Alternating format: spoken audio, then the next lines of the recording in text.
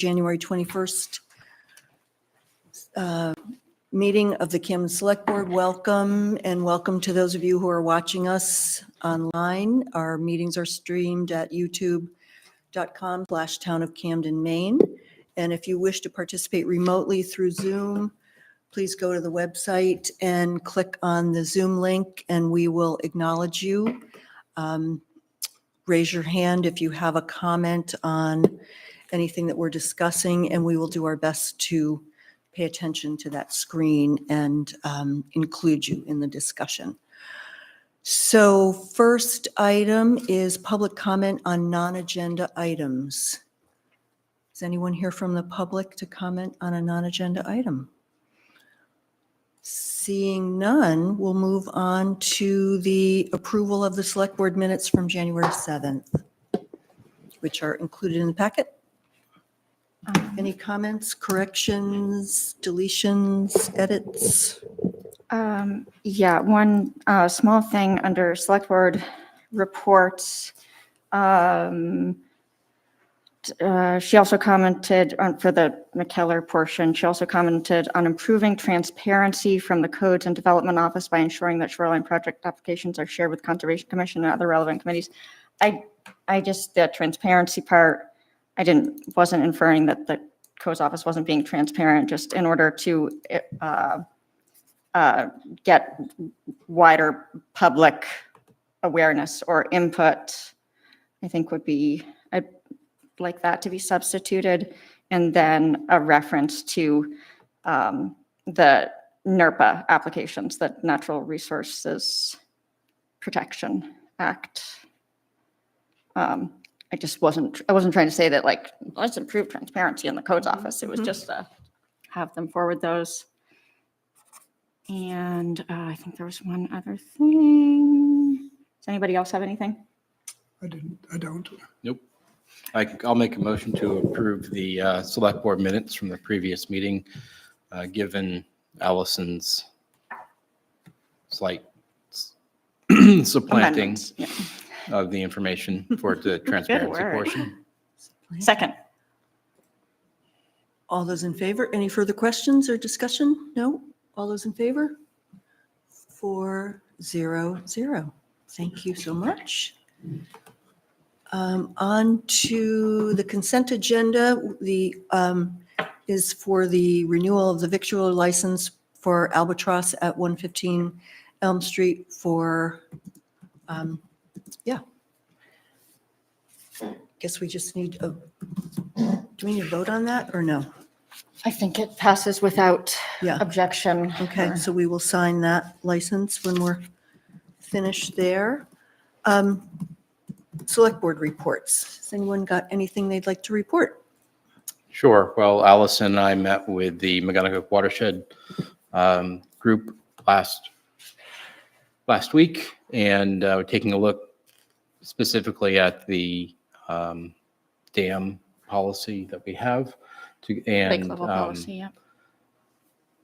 There's going to be modifications made by the McGonagall Watershed Group Association. There we go. Thank you. They're going to go ahead and make some edits to it to kind of modernize it, make sure it's inclusive with the right dams and information. They'll be providing that back to Allison and I, where we'll meet as a group in early February to go over those proposed change recommendations, and if there's anything else we want to add, we've got the ability to do that at the time.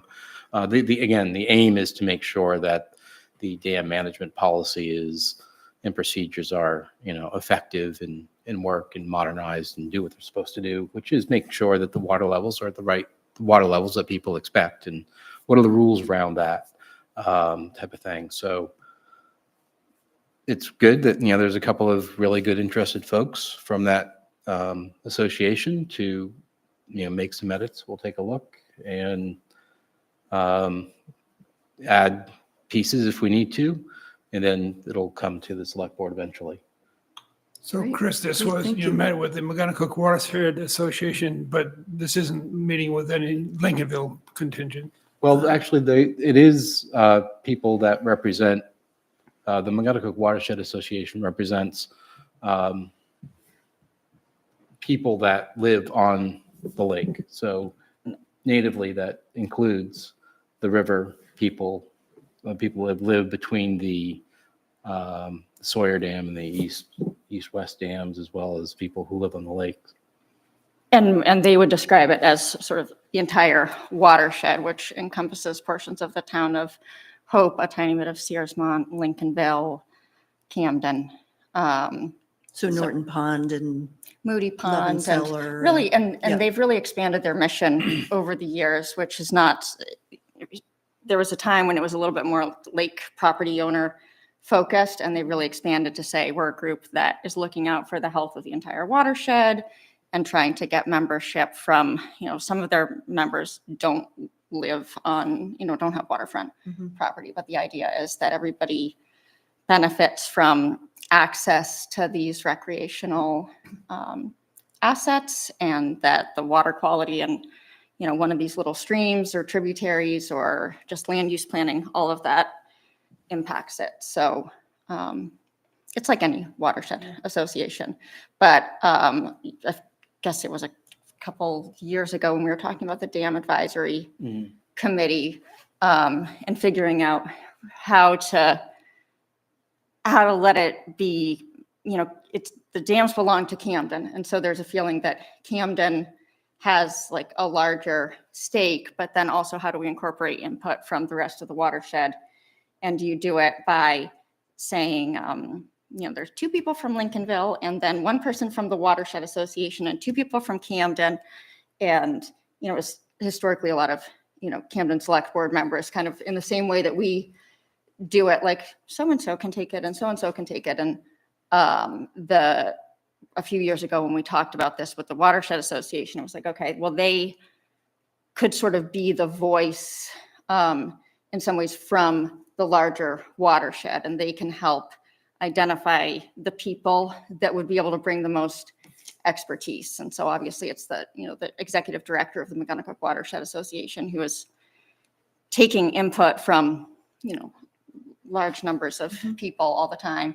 They have somebody, I think she happens to be maybe a Rockford resident, but I'm not sure and that's not really what we're looking for outside of Camden is expertise, I think. And so then they have somebody, Pat Beeling, who's I think Lincolnville on Norton Pond, but he's an engineer and with hydrology expertise. So I guess what I was looking for, is this our formal relationship with the Lincolnville Select Board, for instance? No, it's association with the McGonagall Watershed Association. Yeah, okay. And the membership that they represent. It, just one way of getting input on, it had been since 2009 was the last time that the dam operations guidelines were updated. And so there's stuff in there like in the spring, it should get to, between at the spillway and 6 inches over the spillway. Is that still the right number? Is it not? So they had a bunch of useful commentary about that. And Great, thank you. so, yeah. Excellent. You're all set, Chris? Yes, that's Yeah. all. Thanks. Oh, yes, I have odds and ends. Thank you. The Historic Resources Committee, they hope to have that on the November ballot. And in October, they're going to make a visual presentation at the Pachacucha night. So that'll be an interesting presentation about their work. You have a flyer in front of you from the about the community visioning workshop on Curtis Island. There'll be 2 of these on Sunday afternoons in February 2 and February 16. And the public is welcome and encouraged to attend those. And their next meeting is February 10th. And the other thing of note is the library's Winterfest is this coming weekend. At 10:30 in the morning, they will have the polar plunge into the harbor, which is an exciting but brief event. They will have music and ice carving and a doggy fashion show in the amphitheater. with hot food served by volunteers from the First National Bank. And inside, Miss Amy will have great kids crafts in the warm spot in the picker room. But there will also be a story walk in the amphitheater led by Miss Amy.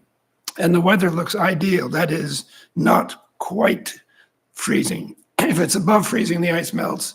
So it'll be 28 degrees and sunny. So that's really ideal compared to what we've been enjoying lately. Yeah. That's it. Thank you. Excellent, thank you. Just wanted to add about the Curtis Island Lighthouse visioning, that registration is required because they're limited Well, thank you. spaces, so it's limited to 36 persons per session. So if you go on to the curtisisland.org site or send an email to info@curtisisland.org, you can register to participate in that. Allison, what you got? Speaking of Curtis Island, as a follow-up to the presentation that we had a few weeks ago, have we gotten a copy of the major report with the cost estimates? I know we have a massive, I was starting to look at my printed copy, which is like it's like, It's a coffee table item. yes, it's impressive. But in order to be able to share that with the community, really need a digital Yeah. copy. And it's because some of the costs in there, I was starting to look at that. I mean, the barn is $500,000. Mhm. And so I Have was we just, gotten anything more from? We have it, I think we scanned in a digital copy, so I'll can I'll we put share that that up with all of you somewhere and so we'll that, post it on the website. because I think it's really important to think about, the overall cost of all of this. And even if a lot of it is fundraised, Mhm. and that was a really big number. And thinking that they wanted to start with that. So anyway, so that I had a library board of trustees meeting. They are somebody, looks like Natalie is going to be here to present about the new trustee that we'll be voting on tonight. So they had a great discussion Mhm. about her. She's Amazing. everybody was very complimentary and I think excited to meet her. I know I am. So they've also been doing a bunch of work with applying for various grants. Looks promising on a few of them. They're continuing to work on the Wabanaki signage project, which is a follow-up from the presentation that we all received last year from the students. Some FEMA reimbursement is looking hopeful for both the seawall potentially, and then they have a number of water intrusion issues and roof projects that have happened on the library building itself. They did report that water is again coming into Christie's office. We've referred to that in the past as the water that ends up in Nikki's office mysteriously. So there's some funding opportunities that they're hopeful on there. The other thing is that a number of benches, the memorial benches or what are they called, Ken? Are they called not necessarily sometimes memorial benches, but they Memorial could be benches will do, yeah. dedicated benches are coming up, and that's a really important fundraiser for the library. You can sponsor them for a period of 10 years, and it's $5,000. And all the benches were recently power washed. Some people think that they were replaced because it looks so good. So that's library stuff. And the Pathways Committee met. We had our joint meeting with Rockport, went over the work plan for Camden. Dave St. Laurent presented on the sort of the upcoming projects that are expected for Camden. One thing that came up was maybe the Mullino Road improvements because of the sewer project, and maybe they're going to look into whether widening the shoulder is possible there. The John Street project, I think I may have inaccurately said at one point that was going to be for this summer, but that's the summer after, so there's still a little bit of time there. And Rockport presented a bunch of stuff. We talked a little bit about the possibility of the trail between the high school and Camden and sort of ways that that could be worked on slowly without everybody throwing a ton of resources into it. And also about a complete streets policy in both towns. Rockport has a 12-page policy that they're working on. And yeah, that is it from me. Great, thank you so much. We had a Harbor Committee meeting on Tuesday and talked with the harbor master a good bit about the steamboat wharf replacement of the concrete blocks for the ramp, how that's going. That'll be starting up fairly soon, and the systems that they're devising to anchor them better. So that's going to be exciting to watch. And then we also discussed the what was involved in the correcting of the channel, because the channel has strayed a little bit, and so there are some moorings involved, and there was lengthy discussion about that, but ultimately there was a plan arrived at for how the channel would be brought back into compliance from its starting point at the sort of the corner of the yacht club property out to the day marker, and which moorings might need to shift. And there was a lot of talk about sort of how crowded it's gotten in that part of the harbor.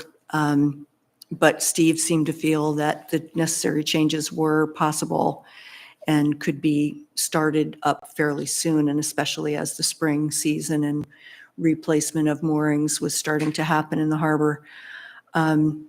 We also talked a little bit about the license renewals, and since there had been a difference of opinion around one of those licenses, we discussed that. And the Harbor Committee is going to talk about whether they feel that there are some recommendations that they would collaborate with us, whether there are some refinements to how specific the criteria are for granting those licenses for that use of that fisherman's dock. I let them know our rationale, why we felt that it was appropriate to grant the license for periwinkle. There was some difference of opinion, but ultimately, I think we agreed that what we did was in compliance, and left it at that for the moment. And the Harbor Committee will continue to discuss that. I also reached out to the fire chief because I was interested, where Rockport is getting an ambulance, and I was interested in knowing. I haven't really dug into how things work in the fire department, and so I reached out to Chief Farley and asked to have time with him. And when I got there, he said, "I hope you don't mind, but all the firemen would like to talk to you and sit and talk." And so we sat at a table there were 6 or 7 of us, and sat at a table for a couple of hours, and I got to hear all about how they work and what their work life is like, and what their frustrations are, and what their aspirations are. And I have to say, it was probably apart from hanging out with my 2-year-old granddaughter, the most enjoyable 2 hours in a long time. It was, they're just a very inspiring, dedicated, remarkable group of people. And they are so eager for the town to know who they are and what they do. We know they couldn't have said it enough times that their door is open. They want to interact. They want people to know who they are and what the scope of their practice is. And I couldn't have been more impressed with a group of people who, they'll run into a burning building for any one of us. That just as a baseline right there should be enough. But over and above that, their commitment to this community is pretty extraordinary. So we are fortunate, and we need to let them know that, how much we appreciate them. And that's it for me. So, town manager's report. All right, so Janice sent out the budget review schedule today. Also, the timeline to town meeting is ready. So I think both of those probably were sent out. I'll check on the timeline to town meeting, though. So for the snowball updates, the live webcam is back up and running, happy to say. This was damaged around the same time as the snowmaking drive on the pump, and ultimately had to be replaced. And thanks to a generous donation from Maine State Credit Union, the snowball is going to be adding a second camera at the top of the mountain and the triple chairlift. So that's very exciting. They get utilized quite heavily this time of year. So the new replacement drive was installed and calibrated recently, and the snowmaking pumps are fully operational again, which is just in time for cold temperatures where the team is able to make a lot of snow. So that's going on currently. The tubing hill will reopen this weekend, with the hours being 9 a.m. to 4 p.m. Saturday and Sunday. So this past Sunday, the Snowball hosted the annual combi race. Am I saying that correctly? So there were 100 racers, very, very successful event. And a special thank you to Chris Rogers, who's our race director, and the entire team for all of their efforts to make it happen. So for the Planning and Development Office, the Harbor Resiliency Project work is continuing, and a summary workshop / meeting is going to be held on Wednesday, February 5th at the Camden Public Library, and that'll go from 4:30 to 6 p.m. So that'll be more or less a project wrap-up meeting before they issue the report with their recommendations. Zoning amendments, the public hearings are going to happen at the next select board meeting. So that's Tuesday, February 4th at 6:30 p.m. So there are two amendments to the zoning code that have been through the planning board public hearing process. So this includes a proposal from Borden Cottage that we talked about before. This would be expanding the number of beds there from 12 to 18. And there are two changes that need to happen to enable this, and no other changes aside from these are proposed at this time. There was the other small change has to do with a requirement by the state that we specify a minimum size for accessory apartments of 190 square feet. And both of these went through the planning board process, so they're ready to come to the select board. For planning board membership, as of March 1st, Sandy Cox is going to be stepping off the planning board because he's moving to Rockport, which that's really sad to lose Sandy from Camden. So that means we're looking for another planning board member. So just trying to get the word out that we're looking for someone, because those spots can be hard to fill because it's a pretty involved board sometimes in terms of what they need to know about. But we've got great senior board members that can help, and staff. So with short-term rental, staff is continuing to work with our consultant, Decker Technologies, on finalizing the online registration and licensing portal. So the goal is to have the portal operational within the next 2 weeks. And there'll be information that's sent out when that's up and running and people are being asked to register. So the Snowball Master Plan, staff, including the Planning and Development Director and Jeff Nathan, our General Manager for the Snowball, are hoping to bring forward a formal recommendation to the Select Board on a consultant to work with us on the Master Plan for the February 4th meeting. The Conservation Commission, they want to collaborate more with the Planning Board and the Planning and Development Office more generally. So the chair of that committee met with the director of planning and development, Jeremy Martin, to talk about how they might be able to work together more closely. With the Historic Resources Committee, staff from planning and development have been consistently meeting with them and to assist in drafting and reviewing the proposed historic preservation ordinance. Like Ken was saying, that they'd like to put before voters in November. Assessing department, They are working on a number of things, including trying to update the mobile assessor product, that the hope was that they'd be able to go around and do their inspections, upload changes that link directly to our system. However, the application for that is much more expansive than what's needed in most small towns. So they're working with that company to sort of refine that product. So it is something that's more appropriate for a small town like Camden.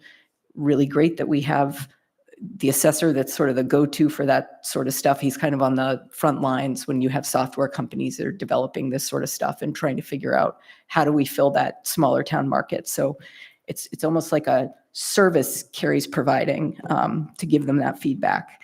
So they also finished a multi-week audit of residential neighborhood codes as well as personal property accounts in preparation for the annual mailing to everyone to inform them.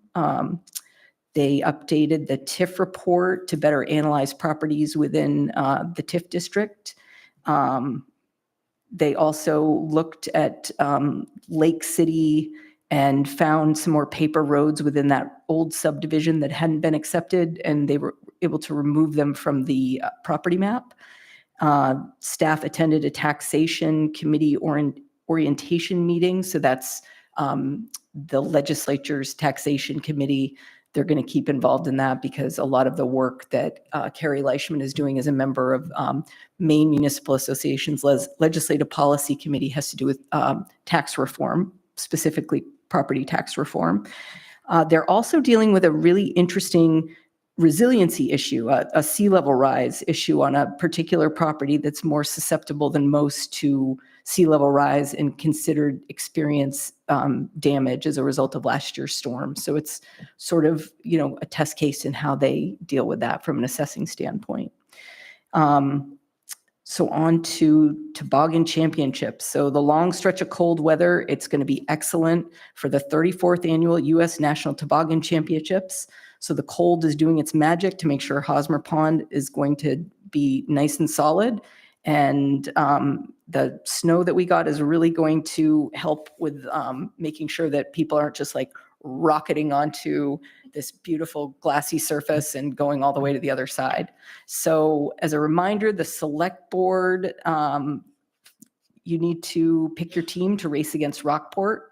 We also have had a very generous offer from Knox Machine to donate a sled again. They really want to do a little bit of training on the way that people are loaded into the sled, and they've made some recommendations on the size of the participants. They were saying it like very delicately to me that I should probably not, I'm not like best suited as a team member. Happy to help if you need me, but I recognize that I'm not I'm not a great asset to any sort of four-person We can team. bring in some ringers if we need to. That's kind of what they Sub out. recommended without saying it. So anyway, Rockport we're scheduled to race against Rockport 1 p.m. on Saturday, February 1st, after the racing lunch break. So they'll have the lunch break, and then the first two to go will be Camden and Rockport.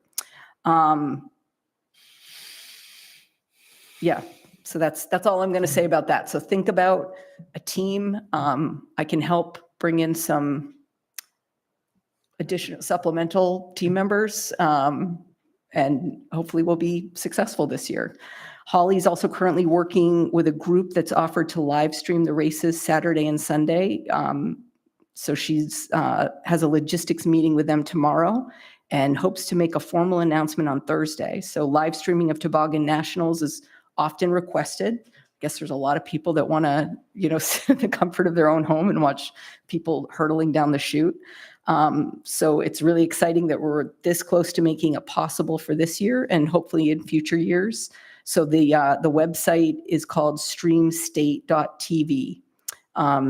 So Sea Dog Brewing, who's a Toboggan National sponsor, currently hosts one of their live webcams that overlooks Camden Harbor. So there's a relationship there. So with the finance and town office, so the deadline for dog licensing renewals is coming up on January 31st. Beginning on February 3rd, the state will impose late fees. So if you're going to come in to do it, remember to bring your pet's current rabies vaccination paperwork. when you come in for the 2025 license.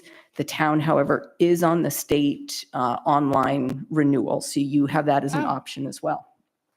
So Wow. Katrina reports that although it was a lot of work, voting for the special school referendum at the town office on January 14th went very smoothly. And there was an excellent turnout. So there were 882 Camden residents who voted and 170 voted by absentee ballot. So excellent job, everybody getting the word out and making sure that anybody who wanted to had the opportunity to vote.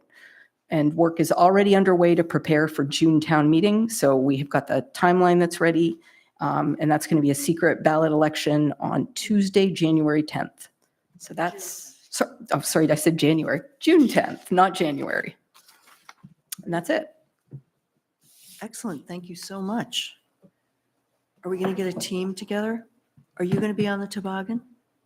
Sounds like we might need to reevaluate. I'm practicing. I'm working up to it. You're Yes. practicing. How does Yes. one practice? You eat a lot. You go to A the, lot. Yes, the one characteristic. You're that- bulking up. Bulking up. I yes. see. Bulking How up and about then be you? able to crush yourself into a ball.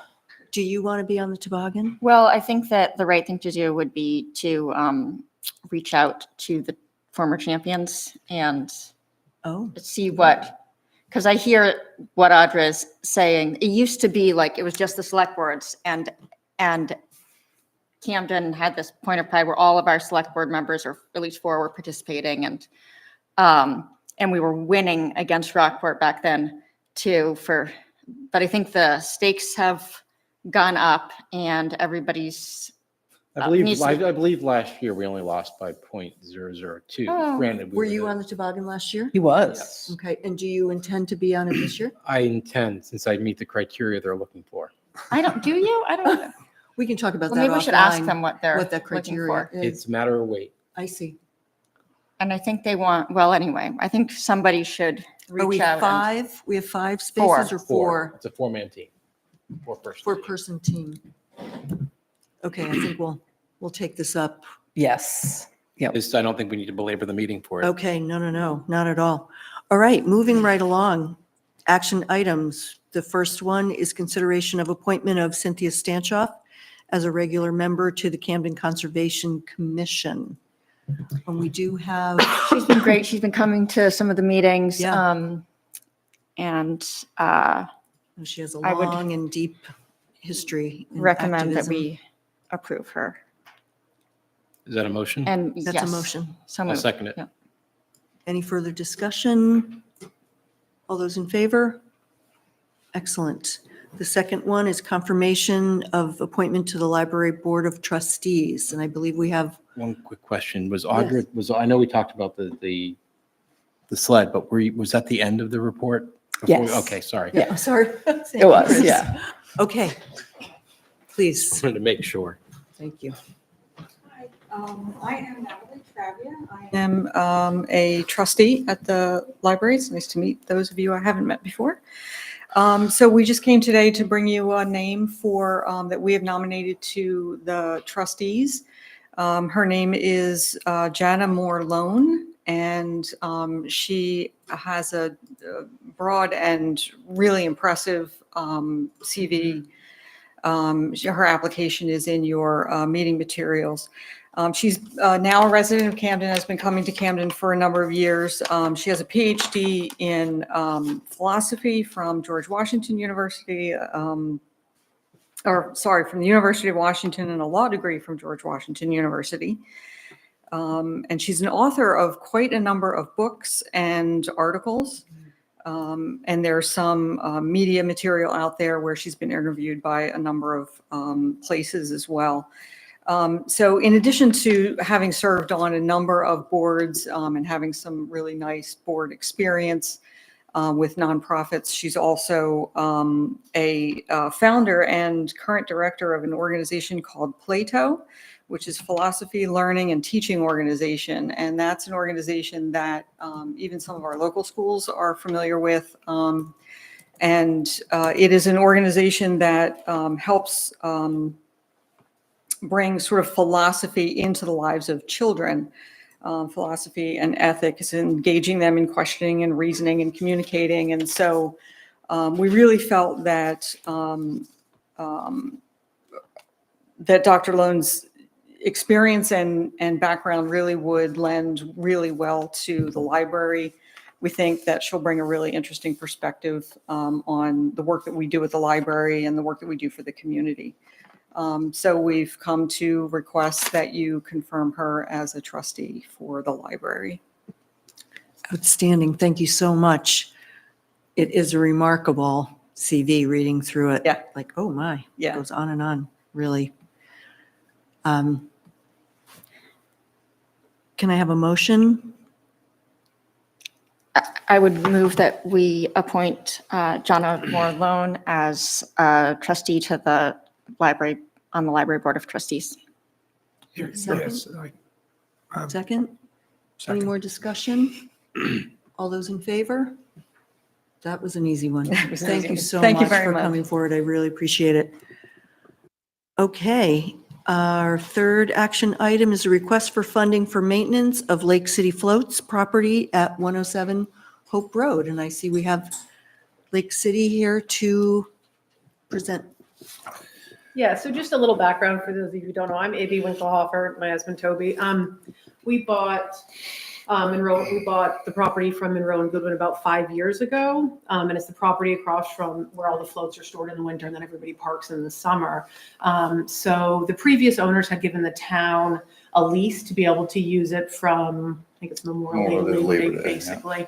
And there's nothing in that lease that states that the town helps maintenance on it. So in the past, it was always sort of a handshake deal where the previous owners would do the work and the town would offer the material or vice versa. They always worked together. And we have done a lot of work on it. And I guess we're just coming to you guys to ask to help with that maintenance. It's a lot of upkeep. And, you know, we want to work with the town, work together to keep this area as nice as we can. It's a unique situation where it's, you know, used by both of us. We feel just, we don't need to have all the responsibility of, you know, all the maintenance costs that go into it. It's kind of on a soft ground. So over the years, it keeps on sinking. So 2 years ago, Yes. Yeah, we put, or about, last year. was it last Yeah, I year? think so. We put about $5,000 worth of our own money into it. The other thing was the uphill side.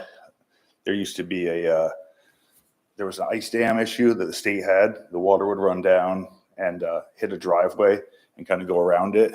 But the state didn't like that it was damming up. So they put a culvert in.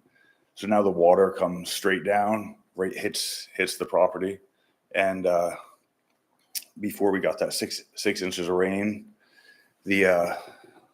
I think it might have washed out the whole parking area had we not reditched it in time and redirected it around the parking lot into the bog. So that's kind of another cost is the ditching process going around. It goes to a small pool where it settles and then goes into the bog. So the cost is just kind of seeming, depending on the weather, you know, if we get a lot of rain again, it's going to become, you know, harder for us to maintain the area there. So we're just asking for help. And we pay taxes on that property and we clean it up. We pick up the garbage, we pick up stuff. You don't even want to know what people leave in that parking lot in the summer. And we do everything with it. And the lease was done, so the town of Camden doesn't, you know, it's not like you guys pay us for it. It's just, you're just able to use it, which we want that to continue. You know, we love that for the town, but we're just, you know, hoping that we can get some reimbursement from the money that we've already spent and then move forward with like a yearly cost. That seems, you know, we have something in mind that I had emailed to Audra. But, you know, something that feels fair to all of us so that we can keep this parking lot the way that it needs to be. So I think from our perspective, we need a little more specificity in order to really go forward with a discussion. And I know that Audra, We did have Farley and Son. I did have them come down and Uh-huh. talk to them about how much material it would cost to kind of finish it off. What we did was we did the east side, which is where the water runs in and the ditching goes around. So we brought in 3 loads of riprap, like 4-inch minus material, ordered that along where the water is going to hit first to divert it around the parking lot. And then we have to surface that. So we use 1-inch minus, 2 loads of that, and then just the time to move it around. And We have this all in But, emails. Originally, I sent it to Beth, and then it was sent on to Holly, and then I've sent emails to Audra. So I have all this. So it's $750 a year. yeah, Yes. $750 a year is what we're asking for. And we figure maybe every 3 years, it might need a little attention. So that's kind of where we came up with that idea. Can I ask a Yeah. few questions, just to help me and other people understand? So simply, you own the land that's currently being used there. Yes. You own the square that's there. Yes, yep. And you've had a verbal agreement with the town, or was it a written agreement? No, there was no agreement at all. It was when Monroe and Goodwin had the property before us. Yeah. How long have you had it? 4 years, 5 five years. 5 years Yeah. now. And so Sonny Goodwin, he was a big proponent of the Camden Snow Bowl and was very involved in the town. Yeah. And I think, money wasn't too much of an issue for them. So it was like a handshake agreement. The town supplied the material, and then Sonny had the equipment, the backhoe and excavator, whatever, to level it off and, smooth it out. So it was there was nothing ever in writing. It was just, So basically, you bought the land and it had a parking lot that the town right. was Yep, accustomed to using. right. There's No, Oh, there's- there's can a lease I for make a, that. can I Was make there a a point? paper- It's not a lease, it's an easement. So it's in your It's all packet on Yeah. page. Yeah, and we're not. Yeah. That the it has town did nothing pay to- for at the time. I mean, there was a $25,000 purchase of that easement at the time.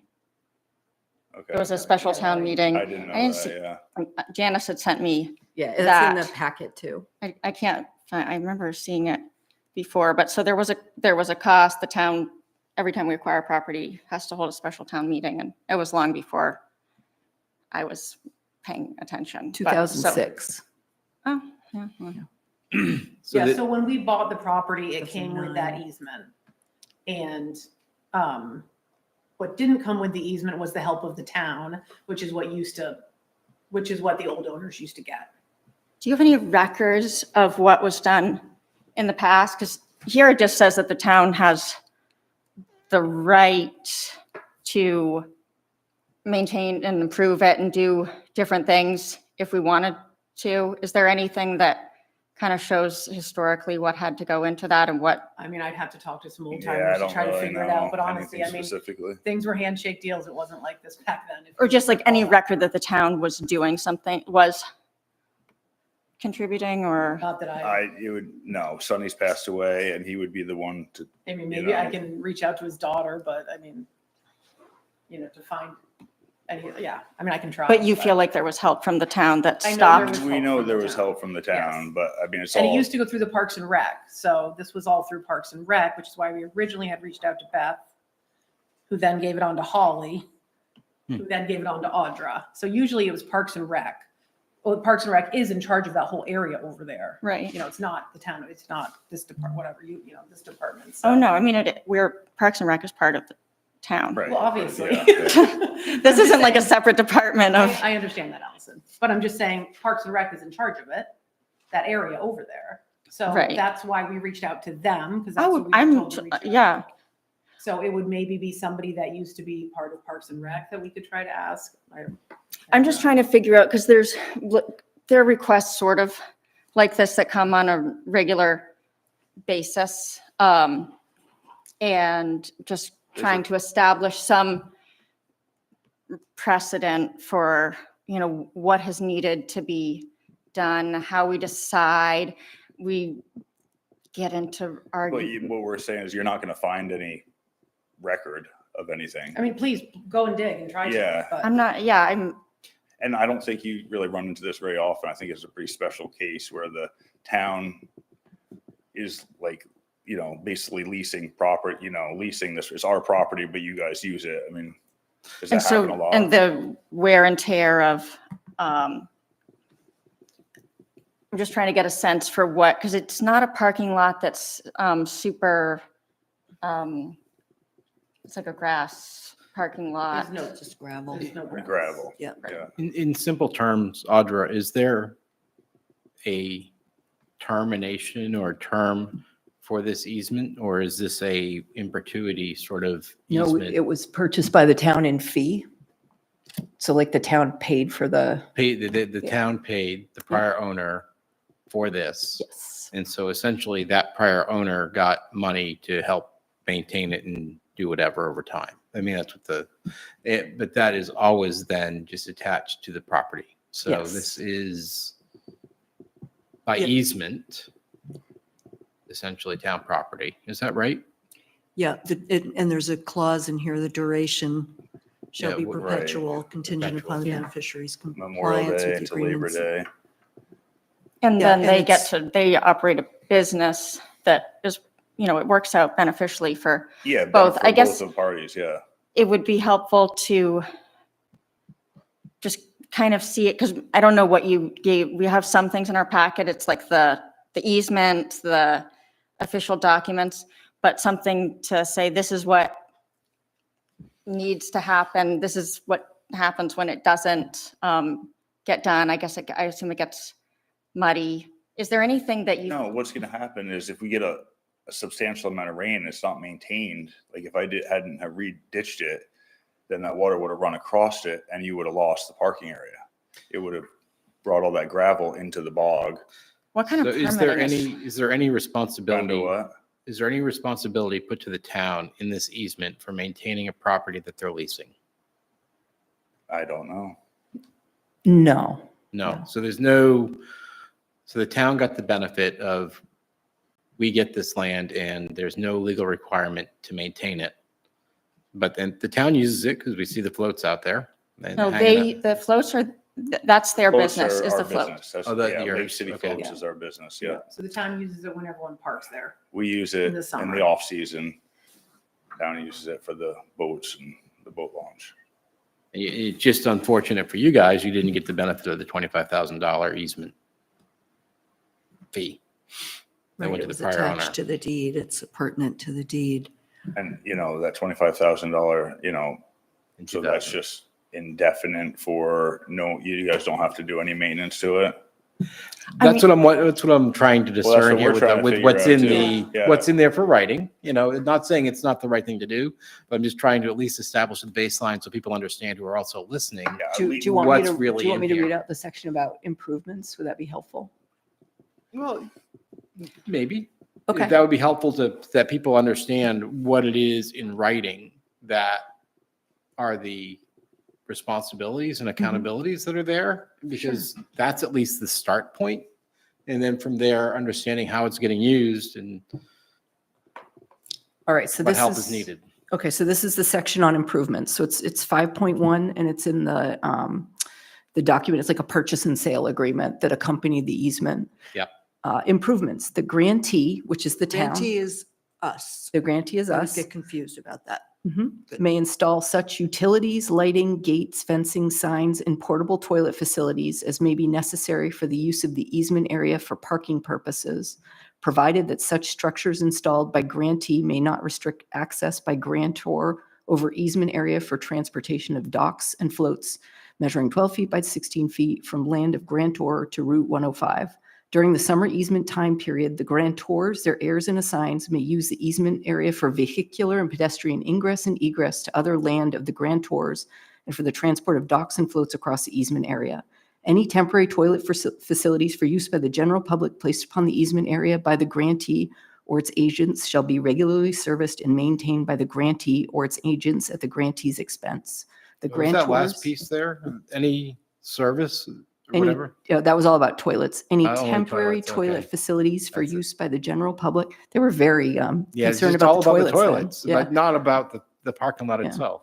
The grantor shall have exclusive use of the easement area commencing on September 16th of each calendar year, and such exclusive use of the easement area shall continue through to and include the Sunday in May of the next calendar year, which immediately precedes the last Monday in May, also known as the Sunday before Memorial Day. And this So agreement shall be basically- binding upon the parties, their heirs, successors, and assigns.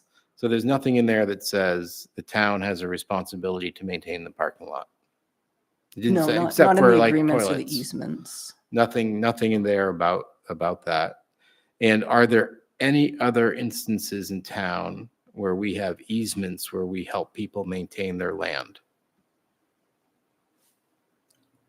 Which the town also has use of for a specific period of time. I think we need to, I don't know, let's define start that there. because I it's- don't know if we even, do we have any other points in town that the town leases and maintains the property? Trying to think of like any easements and fees that are because, I mean, you could talk about the public right away, but it's not very similar. I guess I can see many instances where we would like collectively decide that, okay, such and such a thing needs to be done. And so the town's going to chip in this much and you guys are going to do that much. I would just want to identify that, ahead of time, I think. Well, we aren't even there yet. We Okay. are not even at the point of understanding what is the legal requirement by the town based on the deed to do maintaining outside of toilets.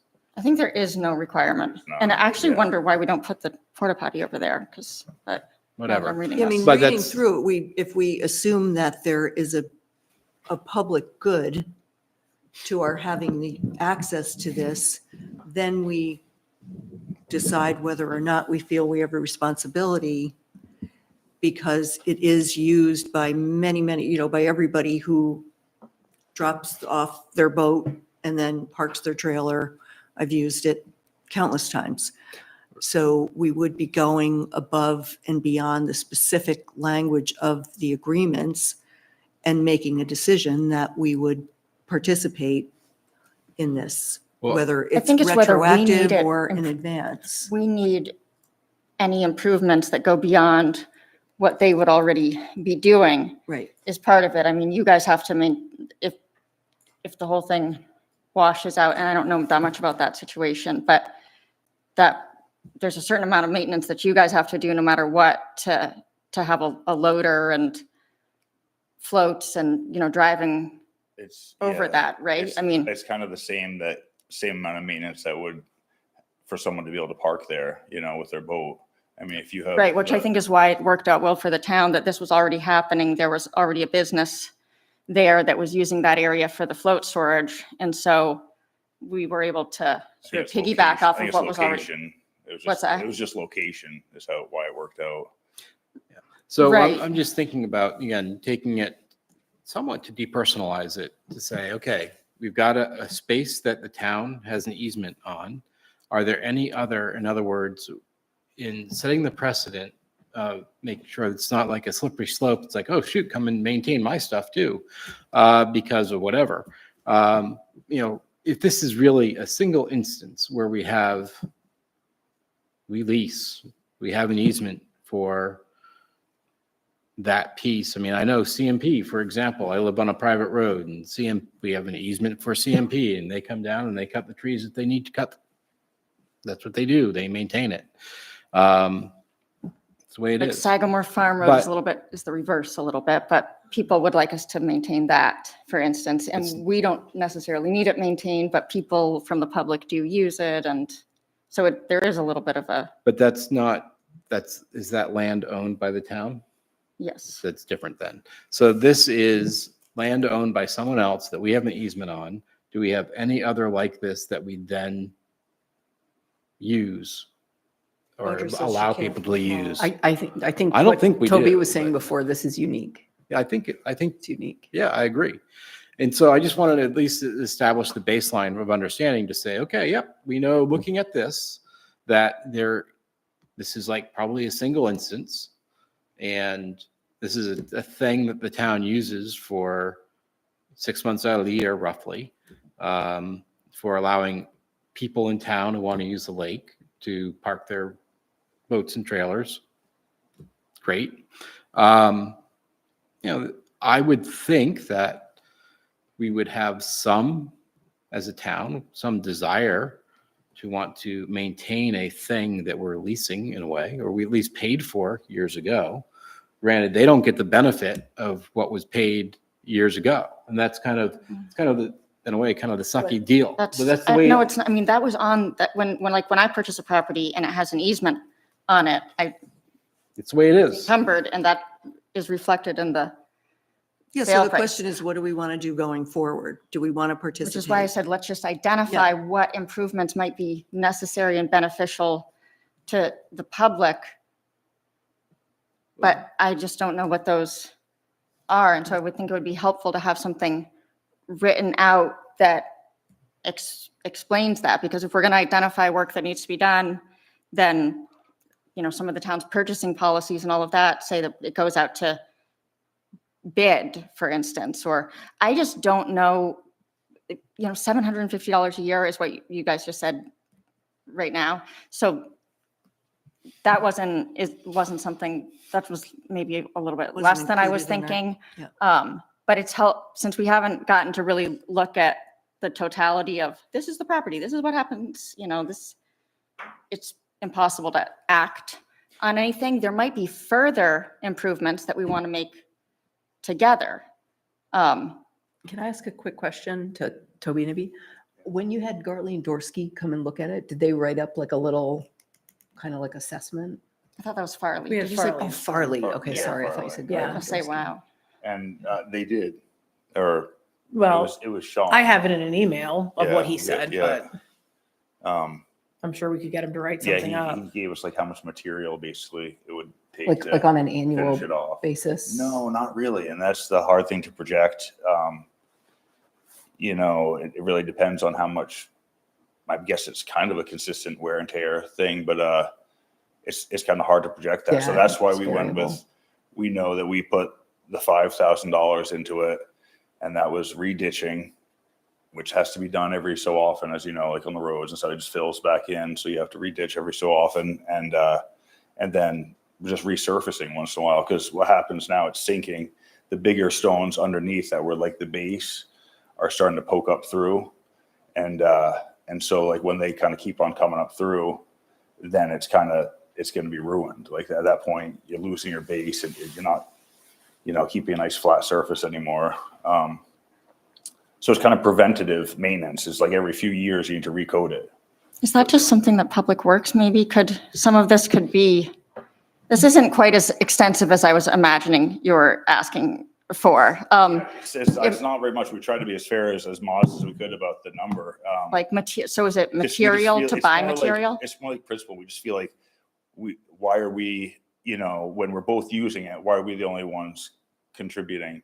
I do think it looks a lot nicer also since you guys bought it. I will say it Oh, it we've was a been- really significant Yeah, we've cleanup, been and trying to make it was look- noticeable, and pruning trees and, just keeping it. you cleaned up a lot of that because foam, and Stuff just keeps on growing in, and you have to kind of keep on, pruning stuff back, and, I mean, I think in Yeah. principle, is it the material? Is that the cost? Is it hoping to get? the biggest cost. I mean, maybe yes. that's something that there's an easy way to work with Public Works on or something, or maybe just having this written up a little bit. Well, that's what, when I had spoke with Audra, that's what she had said, we could get something written up so that if we ever sell the business or you guys aren't here anymore, that then, the next owners, the next people, the next town manager will see, and it'll be all written down. So it'll be an agreement that, would move forward with whoever owns the property. Because honestly, after if us, we and- weren't being proactive on this, it wouldn't, like you said, it looks nice now.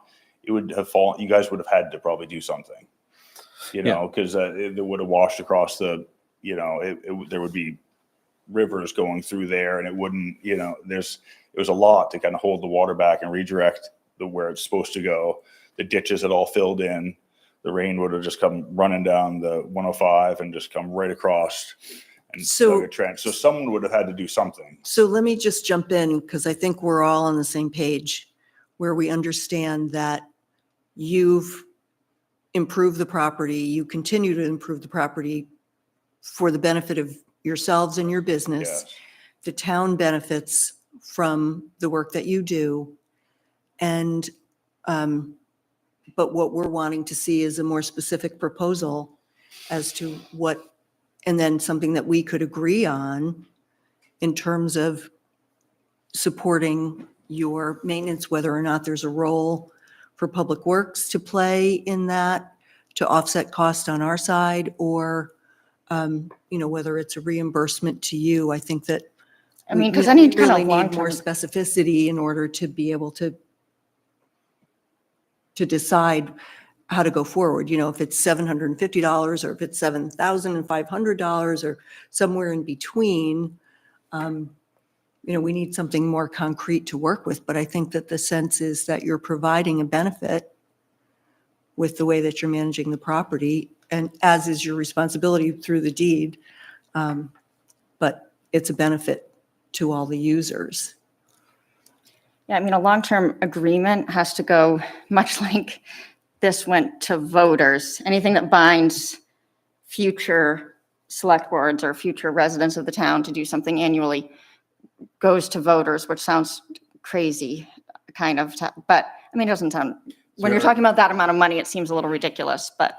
So you're saying that I don't know if there was a maintenance plan that the town has to do whenever, because we got to somewhat take it out of the single instance as well, to say, okay, for whatever reason, the town is going to do a thing and they're going to use my property to park cars which would never happen. But the 'Cause we're- reality but is they're no gonna question- have- Wait. Mhm. But what we need to make sure is that what we're doing is right, not only for them, but right for wherever we might have a necessity to do these same sort of things, that something isn't put in place that is legally accurate to do, and it doesn't, overstep an ordinance that we have, or it doesn't overstep our bounds and what we can do in allocating taxpayer money and all, whatever that is. Yeah, what they're doing, I'm not saying that what you're doing isn't great and awesome, and it's, you're doing things in accordance with the easement and maintaining the space and allowing the space. That's not an issue.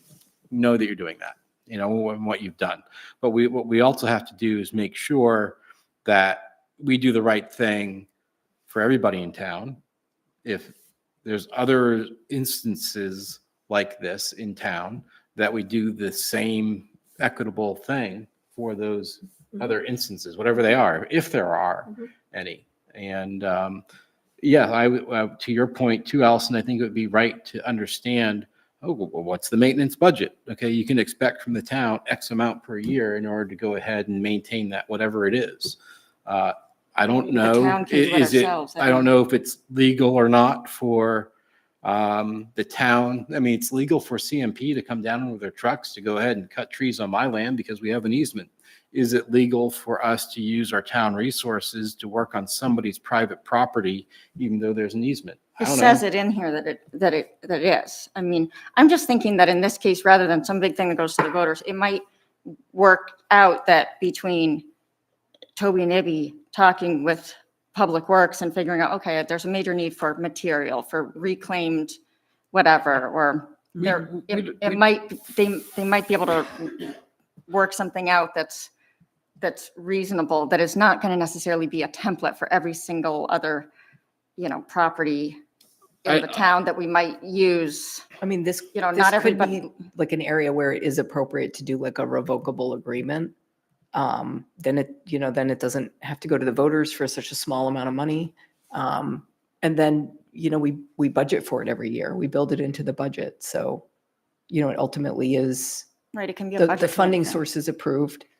It's a revocable agreement, so, we don't have to, amend the purchase and sales agreement or the easement agreement. So that part of it doesn't have to be too complicated. It's approved by the select board, and then it would be something that we'd work with Toby and Ibby on. So they would be comfortable with it too, and they would be thinking towards not just them owning it, but when it's transferred as well. Right, I would want to do the right thing in writing that would work well for the long term. And that agreement that you mentioned sounds like a reasonable way, a more reasonable way to go than saying, oh, hey, what's it going to cost? No, that should be understood and what the heck the maintenance should ordinarily be and the cost and associated. But I'd rather see something that works long term, that isn't a one-off, spin-off.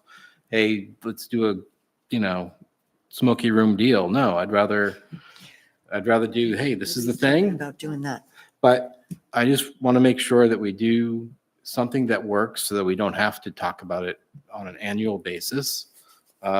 So could That we? works. Could we have an agreement drawn up once we have some more concrete figures?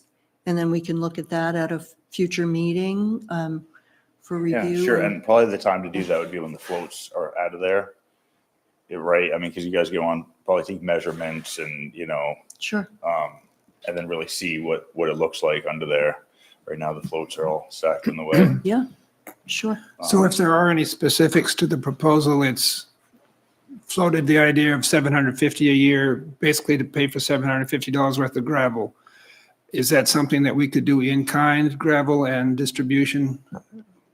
Yeah, and so, what Toby was saying about having measurements, we could have more specificity to that, and we could build it in as either in Right. kind or, we provide the material and Yeah. we do the bulk purchase of gravel and, that kind of thing. Which is sort Or, of the current version of what used to happen by Yeah. handshake. yes. I mean, we yeah. don't, maybe it makes sense to make a larger improvement too, if it's just adding a bunch of gravel that gets washed away. Yeah. I mean, it could be reclaimed. I mean, there could be a lot of different There's things something through better looking at that it can and be done. I think talking. reclaim because where it's like a wildlife zone. Yeah. I don't think It you needs want to the be oil, permeable. Well, gravel doesn't count as permeable surface by any kind No, of it doesn't need to permitting. be permeable. I just mean the oil, like it's, reclaim has like Reclaim is diesel, full and, of- oil and Yeah. it's Yeah, but asphalt. gravel washes away. I mean, But we can cross that bridge. Yeah, when we come to let's, it. Okay, uh, so first things first, we'll take this step. If you can provide us with some, once the time is appropriate, when you can take measurements and get your costs in order, and then we can start to come up with an agreement that, like a summary of what has been done, what needs to be done, Yeah, okay. and why. I mean, just what you've done before, I think would be, there's probably some Google Earth imagery out But- there that would show Yep. before and after. I don't But know. we were just what I really want to make sure is that we're doing something that is good for the long term, not just, yeah. what I has think been you've- done on an ad hoc basis, but what is be good and right for the long term. I mean, in the long term, we need more parking over there overall and Right. all kinds. There are some major then you got the whole other side, which We have people to- have a number of Yeah, but let's, can we improvements. just stick with what we've got in front of us right Well, now? he just and said we he have a wants a lot. plan? The Okay, long term in accordance with this deed and the easement. Yeah, but yep, that's what we've got. maybe Toby can We have improve the a other plan. side too. I don't know. What's that? I said, maybe we can come up with something where you improve the other side too, or I don't know. I'm just Right. saying we do need to take a harder look at that whole area over there, and it might be an opportunity to do that. Okay. Probably dredge over there too, right? Put the Yeah, material over in the, yes, please. I mean, that probably does need to be looked at, The boat ramp is getting a little bit worn out and it needs a new float over there, the public float, right? which we would be happy to help with. And like the more material too that washes in from the roads and everything, the more sediment there is in that area, the harder it is to get the floats out when the lake is low. Yeah. Actually came up in our watershed association meeting, like, But what this action item is about the funding for, yeah, in I know. relation to this I thought I'd easement. throw in the dredging too. No. Okay, and we have a plan. So thank Okay. you very Yeah, thank much. you. Okay. We appreciate Thank it. you. And we've got some next steps to take. Thank you. All right, discussion items. do we need to take a vote? That is an action item. Normally those require a vote or an I mean, emotion. I don't know that we need to take action because the action, we don't have the information yet we're not actually taking action. We don't have the information all together. Am I correct? Yeah, I think this is. Tabling it for further Are you discussion. talking about us? Kind of, because Just among us, No, it's no, okay. just amongst ourselves about Chris whether, was saying, do This we is need to just take a vote? housekeeping.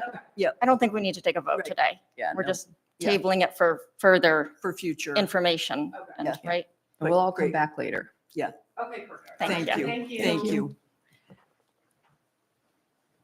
Discussion item, capital improvements for the Snow Bowl. We've got ADA access to the lodge, the window wall replacement, and ticketing and rental trailer removal and replacement. All right, so I asked Joe Rosillo to come and answer some questions, but before we get specifically into the snowball items, and also later to follow that will be the town office opera house projects. I just wanted to give a little bit of broader context. So we're in the process of updating the town's 5-year capital plan, and we have 5 different sections within our capital plan. So all the projects that you'll hear about tonight fall into the buildings, grounds, and harbor section of the plan. And that's been included in your packet, just the draft of it. And the reason that I'm pointing to this, and I gave you this information, is we're coming to the point where, 1, we have to update this plan, and 2, we have to go through the budget process for FY26. And I just think it's really important because, you've had a presentation from the Curtis Island Lighthouse Foundation about those projects. You're going to have a bunch of different projects tonight. You'll hear about other projects during the budget process. So I just think it's really important to think about them in the context of, all the different capital needs that the town has. So I just wanted to, kind of set that out before we get into drilling down to some specific needs that we have at both the Snow Bowl and in this building. So over to Joe to talk about the specific ADA report for the Snow Bowl. Thank you. I'll just start by saying that the conversation about the select board toboggan team maybe changes my perspective on how I vote in the next election. Bigger is better, or where are we I don't going? know. with It's that? just, it's something to think Are you about. interested? So I was asked by Audra to do an evaluation of a few different areas of town properties as far as they relate to ADA accessibility. So accessibility for people who are non-ambulatory or in need of special considerations given physical constraints. So one of those, and I submitted reports for each of those, the town hall report of both the town manager's office and this particular room. The summaries for those 2 are combined into one report. So there are basically 2 reports, one for the Snow Bowl and one for this building here. So I believe on the agenda, you'd like to start with the Snow Bowl building. And I don't know if you've read through this. If you have, I apologize. It's very dry material, but if it's okay with the board, I'll just summarize my findings. And then I'm happy to answer specific questions as you have. The most obvious non-compliance item at the Snow Bowl is obviously the lack of transportation or circulation from the lowest level, the entrance level, which is at the parking lot level, to the main level of the lodge. There is an exterior stair and an interior stair, but there's really no way for someone who is non-ambulatory to get from the parking lot level to the main level of the lodge. So that is the most obvious failure that the lodge has in terms of accessibility compliance. There are, in addition to that, before we get further into that, there are some other areas of non-compliance. For example, the interior stair that's there, the handrails are not compliant in terms of their height. Their continuation, that they're supposed to be continuous. They're supposed to extend past the bottom and the top riser by 12 inches. They're not on both sides. They don't go down those last few steps at the bottom. So there are a few things there that are non-compliant.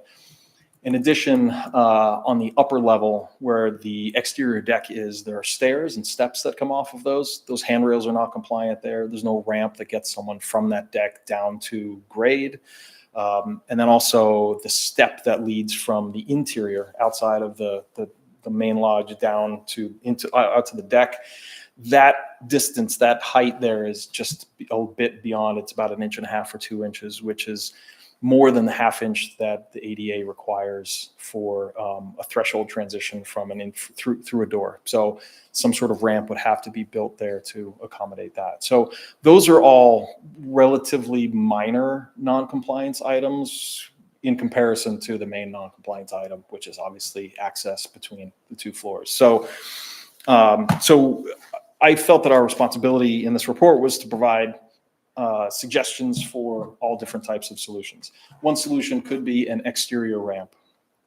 I believe the vertical distance between the two floors is well over 100 inches, and so it's 1 inch per foot. So for every inch of rise, you need a foot length of ramp. So you're talking about a very long ramp that would wind up one side of the hill, which would be probably cost prohibitive. You'd have to maintain it. It has to be kept clear of snow at all times. It also provides unequal access, which is one of the main points of the ADA code, is that people who cannot use stairs should have equal access to spaces. So if you're going to ask someone who's wheelchair bound to go outside, go up a ramp in the snow and then come back in, or in the rain, it's not as equal as it might be for someone who can simply use the stairs and access those two spaces inside. So it's not necessarily complying with the spirit of the ADA guidelines. But more compliant than nothing. What's right? that? I mean, but what more compliant than nothing? More compliant than nothing, correct. So it would, in that sense, satisfy the requirement for access between the two levels, assuming that we can find a location for that ramp to zigzag back and forth on one side or the other of the lodge to get access to both levels. So the other obvious solution is to add an elevator. And there are a few different ways that can happen. That elevator could be located within the existing footprint of the lodge. That would involve tearing up the slab, because there's always a sub-slab component to that where we'd have to carve out the slab, create an elevator pit for that elevator to live, go through, make a hole in the floor, possibly even make a hole in the A-frame roof of the snowball, depending on where that elevator is located. And then also would take up footprint of that elevator, of the snowball on both levels. So that certainly is a possibility. It doesn't seem like maybe the most optimal solution. It doesn't seem like there's a lot of extra space in the snowball for that to happen. So another option would be to create an elevator outside of the footprint, still an internal space, but create a new space, new foundation, and a new structure that would then allow for an elevator to be built that would access the inside of the lodge. In that case, it wouldn't take any existing footprint. It's a little bit easier. I think any general contractor will tell you that it's going to be easier to build that structure outside rather than try to renovate inside. And in recent discussions with Jeff, in talking about how that elevator might fit into or adjacent to the existing snowball, we started talking about other possible needs of the snowball and how they all might be combined. So I don't, if it's okay with the board to bring Jeff up and have him address those now, or we could do it, what kind of? Let's do it now. Okay. That would be So great Jeff- if this is leading to a possible solution. I was feeling depressed after reading Sorry, that. I apologize. I No, should that's have great. led with. That's great to know there's going to be like a, something is possible at the end of all this. Let's make sure you're not depressed at the end of the Because I was like, oh, great, we have these reports that say like nothing is reasonable, but Well, thanks for the opportunity to talk about this. Jeff Nathan, Camden Snowball. You remember on November 19th, Audra came to the select board meeting and talked about the need to replace the window wall to make it safe, and the need to replace the rental building. So when we're talking about, you're wondering probably why I'm bringing this up when we're talking about ADA and elevators. But Joe's assessment really talks about three options: 100+ foot ramp, which impractical, possible, better than nothing, impractical for our purposes, and an interior elevator within the snowball, the confines of the snowball lodge itself. Anyone who's been there knows today space is at a premium, and figuring out where we're going to put an elevator inside there really would create a lot of challenges.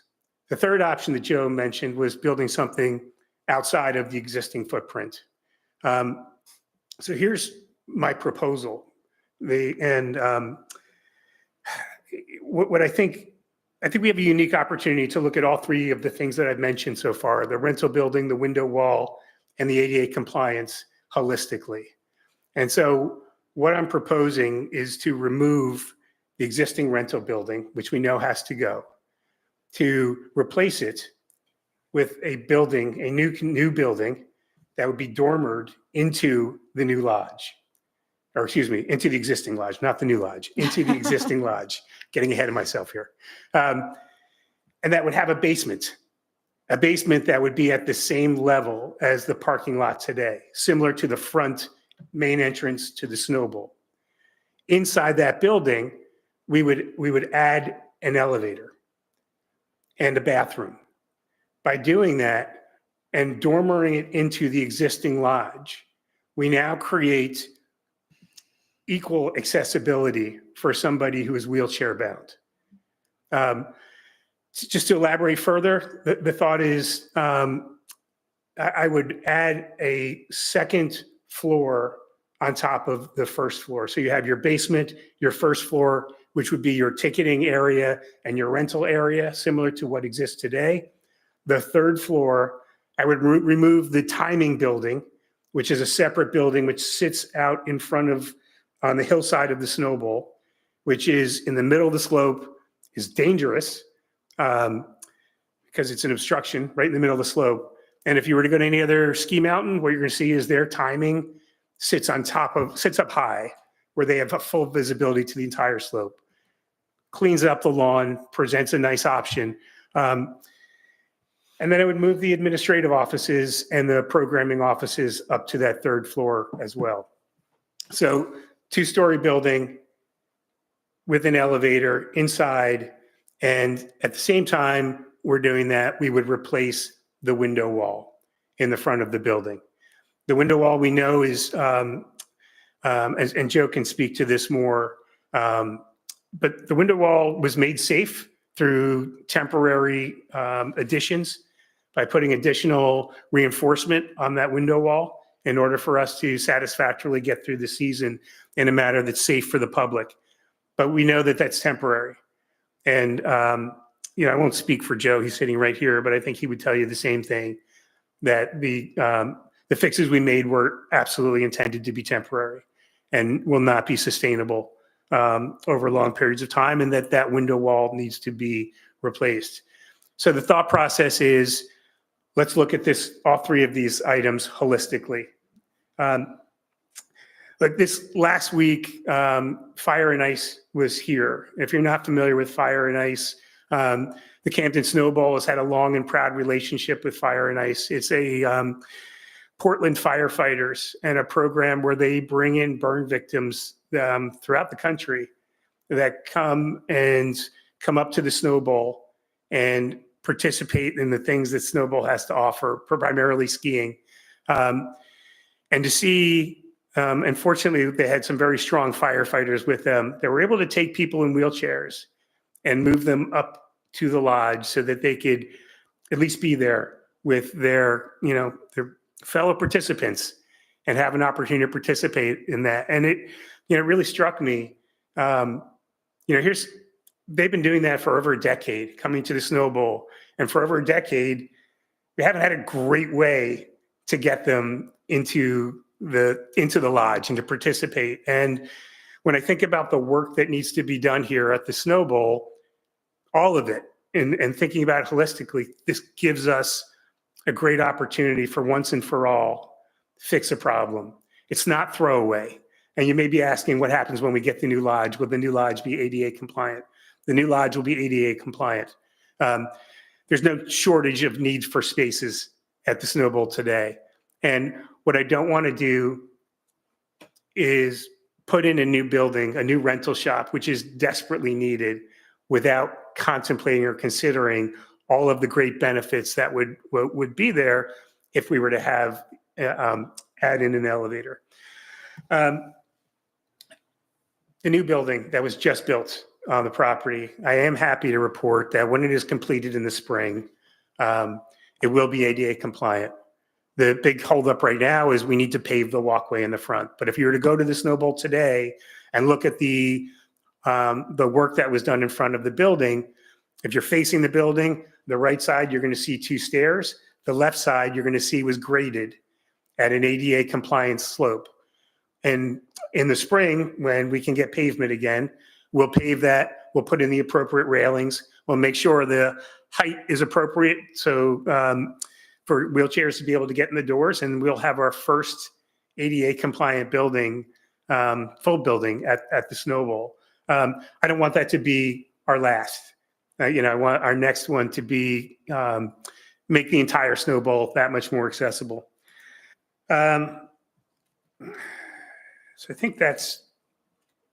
Other thing, you may be wondering what we would do with the existing offices if we're going to move the administrative offices now. As I mentioned, space in the lodge is a premium. I'd love to take out the offices and put in additional seating.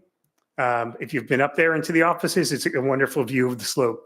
If we choose to keep the window wall, which I really hope we do, what a great place for our community and our guests to go up and enjoy a meal and have that great view of the slopes from up there. And structurally, it wouldn't take a whole lot to make that happen. So certainly welcome any questions on the proposal, but really what I'm looking for from the select board today, if it's appropriate, is for your permission to proceed with the development in earnest of plans and scoping the price in order to follow through on this proposal, which is to build the new rental building with the intentions of including an elevator and a basement to make it ADA compliant, make the whole lodge ADA compliant. It makes sense to me. Would this structure that you're thinking about, where would that be in relationship to any plan for a new lodge? For example, would that building be made in a space that the projected new lodge, should it ever occur, would it connect to that building and be a connector to it? So in other words, so that it's not a throwaway project, but maybe part of the next one? Is that part of the idea, or where you're thinking about putting the building? No, it doesn't. Yeah.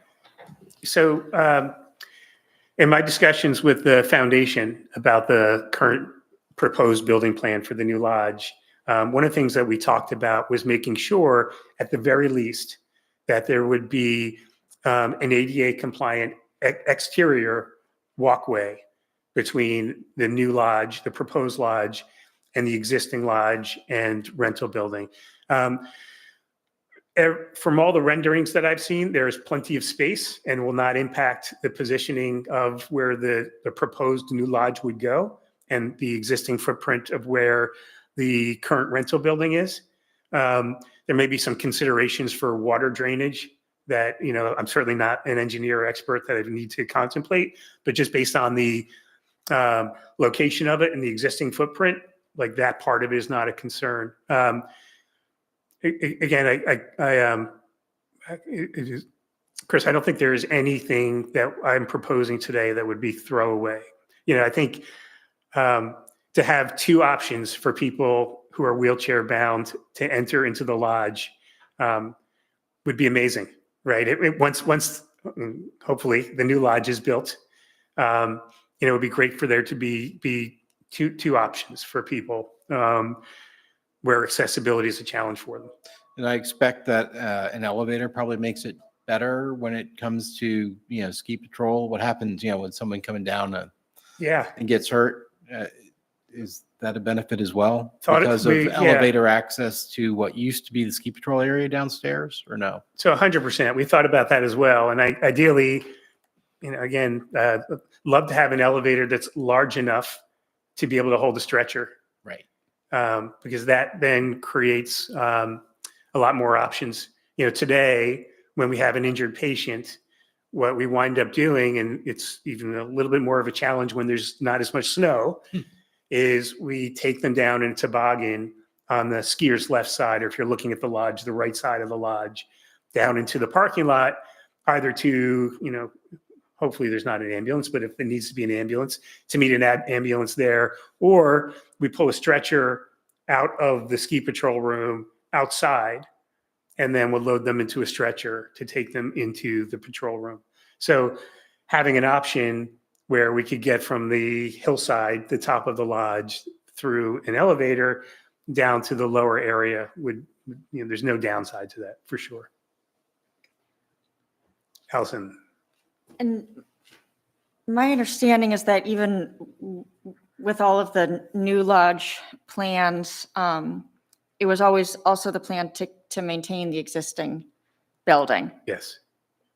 So theoretically, it's not that we were always planning to get completely rid of this one and replace it. So if we're going to have the building long-term, we would, there'd be a benefit to making it more accessible.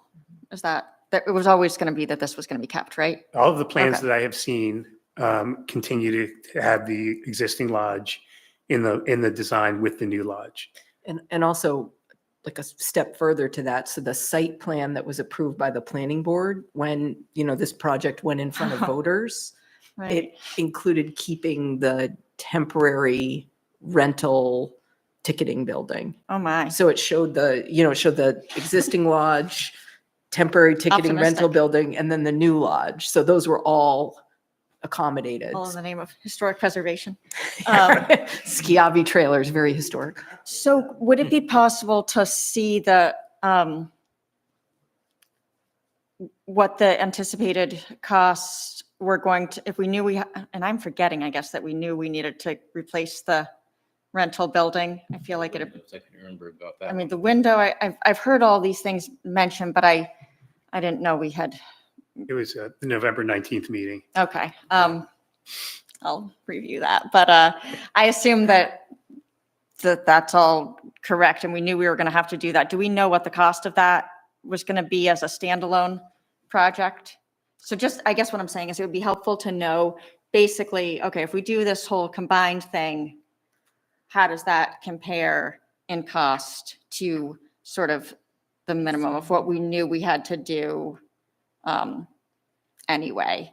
So we know whether we're, Yeah, it would be Yeah. nice. Yeah, I think it would have been nice with the other thing that recently didn't pass. If they said this amount is for this is for that, and that's the other. because But- the window wall, would there be a savings by doing that all at the same time is the thought that the window wall and the elevator and, The thought is if we're going to dormer Hmm. the side of the building, it's best to do it all at the same time so that we're thoughtful about each piece and how they are done in relation with each other. There are we haven't gotten as far yet to say this is what the cost would be. I do know elevators are expensive, and that's the reality, and I don't want to pretend that they're not. To build the building, we think about the building we just built, and that's it's going to be in around the $150,000 ballpark for just that. Building costs are expensive. I would be remiss to say without at least having a general idea of what the footprint of the building was going to look like and what it would entail to say specifically or give you a ballpark of what that cost is. I would, if you're agreeable to conceptually what I'm talking about, then, from my perspective, the next steps would be working on a design and cost estimate and being able to come back in front of you with, with some real information about, design and cost. and now how much do we think it's going to cost, to get those? Is it to get those numbers? Do we? I don't know. Would the I would say that our professional services budget could cover it. Oh, I'm sure it could cover a lot of things, but like what? It would be good to Okay. know what that is. That's true. With the proposal that you're thinking about, I think a selling point would be if you could make accommodations in the building, second floor, third floor, whatever, that also then facilitate the expansion of season activities by having a more accessible place. It's a better place to host events, I suspect, in the summertime or other off-season, off-ski season activities. I would think not having some consideration of those additional functions that could happen, I think it would be a shame if you didn't kind of include that in your reasoning and somewhat justification and design to say, Yeah. if we're going to do downhill bike racing, that therefore then you need the booth on the third floor. It can be used for that, not just for timing slalom races. I think if that's a thing, Perhaps sound mixing for concerts. perhaps. So I mentioned it, but I mentioned it very quickly. So thank you for bringing it up. But part of what I intend to put on that third floor is our programming office. When I talk about programming, we think of programming in the snowball context in terms of fourth grade learn to ski and ski lessons and races. But programming, as I think about it as a 4-season hub or destination, includes all the other activities in the other 3 seasons that we really can do a much better job of taking advantage of and making sure that people are there in off seasons. Things like concerts, things like the lift access activities that gives accessibility to places on that mountain that wouldn't necessarily.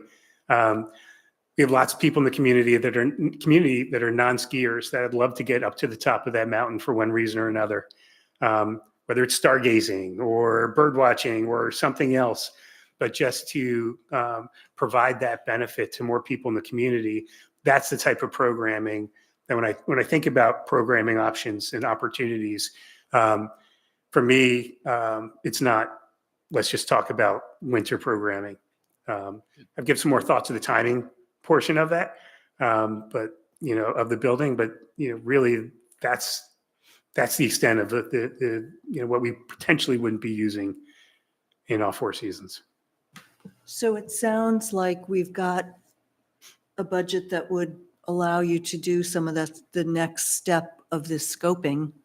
And are we in favor of having Jeff take the next steps of getting a proposal in front of us?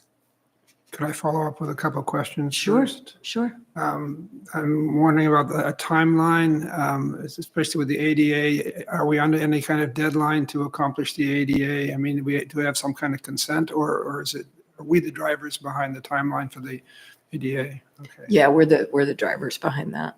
Good. So my other question is about, so you're putting a lot of what you're designating as critical functions into this new building, this new 3-story building that seems to reduce the impetus to get a new lodge if all of the functions that have to happen are going to happen with the addition of this new lodge. I'm just curious how the 3 buildings, that is the old lodge, the new lodge, and the one in between, how those interact with each other, their use and their function. Yeah. So if you spend any time at the Snow Bowl today in the winter months, when clearly that's where we have our highest concentration of people, what you'll observe is that space is of a premium: space for humans and space for stuff. It's amazing how the team is able to make it all work. We wind up using some of the outbuildings in Tobogganville, for example, for storage, because we don't have ample storage at the Snow Bowl in the buildings proper. I think when we start talking about the new lodge, and hopefully that becomes a reality, and when we start doing that, there may be some things that we can consider potentially using some of that space a little bit differently by doing this. That may create more opportunities for us. But the intent was always to have these buildings. The net space we essentially would be gaining by doing this would be the admin offices, which we would turn into more public space. So good, great for the public to have that opportunity, and a basement, which we'd ultimately use for an elevator and for storage. One of the challenges we have today, Ken, is we don't have enough storage space in our rental building to store all the skis that we rent out during the course of a busy week. So we've sold out of skis on 4 or 5 occasions this year. And which is a shame. You may remember I talked about the skis we got for free from Sugarloaf. The reality is I don't have any place else to put them in the current building. And it's problematic at times to have to go off-site to retrieve skis to be able to rent out to people. This changes that, right? This allows us to have skis, in the winter months in a location that allow us to access that storage and get them to make into the skiing public, and satisfy some more people. So I don't think any of it is redundant, throwaway. I do think, Ken, to your point, if all of this is approved, it would be prudent of us to just examine particularly the new lodge and the layout there, and what, if anything, would we want potentially use that space for differently if we're not going to use it for rentals and ticketing. Yeah, or in a way, I don't know, because I don't see a picture of, what sort of footprint you're talking about, whether it's just elevator and a silo above it, or if it's something bigger than that, which it seems like it's something bigger than that. It's almost like the mini new lodge. And, to what extent could that take the place of building something else altogether? If it's just big enough to go ahead and do it. It's like a garage. It somewhat feels like a garage that you try to build on your own property that it's never big enough when you get done. And Chris, I wouldn't want it to be larger. No intent to make it larger than the existing footprint. Of the temporary building that's there today. Okay. The goal is not to make this an enormous extravaganza. The goal is just to stick within the existing footprint. The incremental room really is the basement, which allows for that access at the appropriate grade from the parking lot, and the removal of that timing shed. It really is a shed or shack out in the middle of the slope. And the admin offices. That's the incremental space in all reality that we're talking about, is that additional floor, which is replacing existing space that exists today and is not necessarily incremental space. Now, for the function of this, what would, if we authorize and we say, yeah, that's great, go, and we can figure out funding mechanisms for a plan. He comes back with prices at some point. What's next? Is it town vote in June for incremental expense of the Snow Bowl, much like what was done with Snowcat? So this is kind of the reason why I put the capital plan in there, because this is going to come down to all of you prioritizing that project in the broader context of all the other projects that the town has. Can I ask just one more question? So I've gotten sort of 2 camps of feedback about this issue. One is just like a lot of urgency about the inequity of access to this space, and the fact that there are so many people that are using it, for everything from weddings to funerals to day camp to church picnics and concerts. And it's just a really inaccessible experience, and that we need to do something rather than continuously saying that it's going to be put off to the new lodge. And then I had this whole other group of people that said, I'm afraid that if you make any improvements there, it will reduce the urgency of the new lodge, and that you're going to put that off, and almost like let's use this handicapped or this access issue as a way to speed up the urgency of the new lodge. And I think you've answered sort of both of those things well to my liking.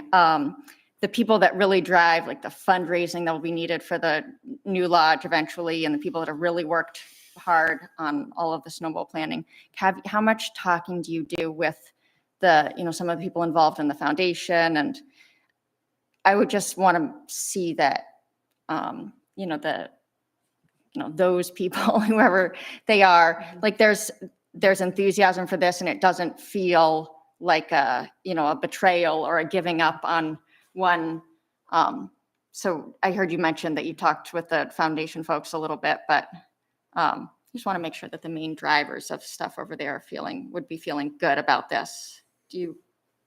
Have you had a chance to float any of that by them, or? So Or I plan to? and perhaps I maybe should have taken a different approach, but my intent was to provide it to you, get your thought for it, and then meet with the foundation, meet with Bob and the foundation, and talk to them about what we want to do and why we want to do it. Look, Perfect. They have been amazing. As you know, they agreed to pay $35,000 for the VFD we needed to get the snowmaking system up and running. I went to their last meeting, or actually 2 meetings, and they're. Okay, so yeah, I mean, you don't need to go into, I understand it's a chicken and egg thing, and there is no perfect recipe of like, talk to the select board first, or talk to the foundation first, or just, as long as that's on your 100% on my radar. It would be unfortunate at the end of this to have, angry foundation people here saying. That's the last thing I So want. it sounds like you've got all that, you understand They've been fantastic, Sure. and I will, my goal is to be transparent with them, and more importantly, involve them, in the decisions that we make and the plans that we have. I think their input into all of this is invaluable. Great, thank you so much. This was really enlightening and Yeah. helpful, and I would definitely support you. Yes. That means I have one more question. Okay. Okay, go ahead. So the window wall, all the glass comes down and gets replaced. I mean, I don't know what you mean by working on the window wall. Yeah. So, and maybe that's a great segue to Joe. But the short answer is yes. Like, we have some options to decide. Do we want to have windows there, first of all? If you want my opinion, yes, we do. I think that is such, it's an icon, right? It just makes the lodge what it is. And then there's different systems. There are metal frame systems and wooden frame systems, and Joe can get into that with much more expertise than I can. But the short answer, Ken, is yes, that's the decision that needs to be made. My thought is, if we're tearing some of the A-frame wall out, it would be prudent to at least be thoughtful of how we're doing that and timing with replacing the window wall. So hopefully that helps. So are we at a point where we can give Jeff our I would blessing to move go? that we authorize moving forward with securing cost estimates and more detailed designs for the items discussed. Can I get a second? Yes, I'll second that. Any further discussion? All those in favor? All right. Thank you. I'm just confused because these are discussion items compared to action items that, Oh, sorry. why would we vote on a discussion? Oh, well, item? yeah. I mean, because I think Well, because we were asked to take action. I guess we don't really need Because to. it went It just beyond, was just one of those things that if we're going to go ahead and do voting on particular things, we probably should move them to action items, right? That's been what we've done in the past. okay. compared I am to just totally the fine with that. But I mean, not that, Jeff did an outstanding presentation. I don't want to discredit that, but I just want to make sure that functionally that we do what we say we do when we set up the agenda. Yeah, I mean, I think it can also be accomplished by just by consensus. He's running something Right. by us. He wants to make sure it's okay to pursue it further. No action is really needed on our part because it fits within the budget. I guess I was It's still being- good to know that we're not expending resources on something that That's right. Not it's in something that agreement you're on. all supportive of, so it makes us comfortable moving it forward. So yeah, maybe we don't need a formal motion at all, but All right, then we don't need a formal motion. Thank you, Thank you. Jeff. God bless Very, him. very, Go ahead. more power to you, man. All right, now we'll move on to capital improvements for the town office and Opera House. All right, so back to Joe with the ADA assessment. If I could, I wouldn't mind just backtracking a bit Yeah. to answer your question, Ken, in a little more detail. Yeah. The system on that gable end wall is called a curtain wall system. So it itself is not tied to the structure of the A-frame building. Its structure is solely there for itself. There are a lot of lateral forces on that wall, and so the structure that's there, if you just did normal framing, as little as there is with windows, it would collapse when there was lateral forces on it, wind forces. So the curtain wall system, those heavier pieces of timber are there to resist that lateral force. Those timber pieces are beginning to fail. You'll see them checking, they're cracking, especially pieces that are laid horizontal, like at the very bottom where there's water and snow that sits on them, and that begins to deteriorate and rot. Those pieces are beginning to fail. They're beginning to get punky, which is what was noticed. That's why I was called out in the first place, is that this isn't quite right. What do we do about it? So we came up with this reinforcement system just to make sure that those pieces didn't fail. The danger being that if those pieces fail, that pieces of glass would begin to fall out of the system, of the curtain wall system, and nobody wants that, obviously. So before that, it was installed and this reinforcement, nothing like that was done since it was built. Is that what you would say? I'm assuming that system there is original. I don't know the answer to that question, but it sure looks like it is original to the building because it's quite old and it's simply lived its life. You've gotten actually more years out of it than I would have expected. There are similar systems, lots of manufacturers, not lots, but there are manufacturers out there that make wood curtain wall systems very similar to what you have there. So we could replicate that theoretically in the same configuration or a different configuration with either a wood or a metal frame system. I would assume that a wood frame system would be what you'd want there. It's a little more authentic. It feels like it fits with the building a little bit more. So that one of the things that we would do is look at different manufacturers, go to them with a design, ask them to engineer it and price it for us and get a sense of what that replacement cost would be, as well as what the logistics are for replacing that system as a whole. So it's not necessarily just popping out pieces of glass and putting them back in the same frame, because you'll end up with the same problem a year from now where you still have pieces of timber that are failing. Oh, that was helpful. I didn't know all that about what was happening with that That- glass wall there. That Yeah. sounds. The A-frame was built some 50 years ago. So Right. if it's been 50 years, we got our money's worth back You then. certainly did. If it is up, and it's not just the pieces of timber that are failing, but I think there are seals in the glazing that are failing, and so it's time for that really to be replaced with something new. So I hope that answers your question. Yeah, thank you. Great. So if it's okay, I'm going to move on to accessibility for this building. And so we looked at accessibility for two spaces in particular, this room as well as the town manager's office. So I'll start with this room, if that's all right. So this room, as it is in terms of access to it, is not quite accessible. The first option we looked at was actually coming in this door here. This entrance is not accessible for a couple of different reasons. First of all, the airlock that's there doesn't have the proper footprint. It needs more space. There isn't enough space between the swinging doors for it to be accessible. In addition, this door here, this main entry door, there's a requirement in terms of approach for doors that it's 18 inches on the pull side from the handle side. So you need 18 inches from where the handle is to any obstructing element on that side, on the pull side, and 12 inches on the push side. So obviously there's 12 inches there on the push side. There's not 18 inches on the pull side. We can't just simply reverse the swing of that door because this is an assembly space. The door has to swing in the direction of egress. So in order to make this door accessible, you would have to remove the airlock and make adjustments to either move the door over or change the walls on the strike side of the door. So that would be one option if you wanted to change it. I know that the airlock was put there for a reason, and we appreciate it on days like today for sure. But it's not compliant with And it's completely removable. Like they did it so it could just be right. popped out. Like, Yep. Yeah.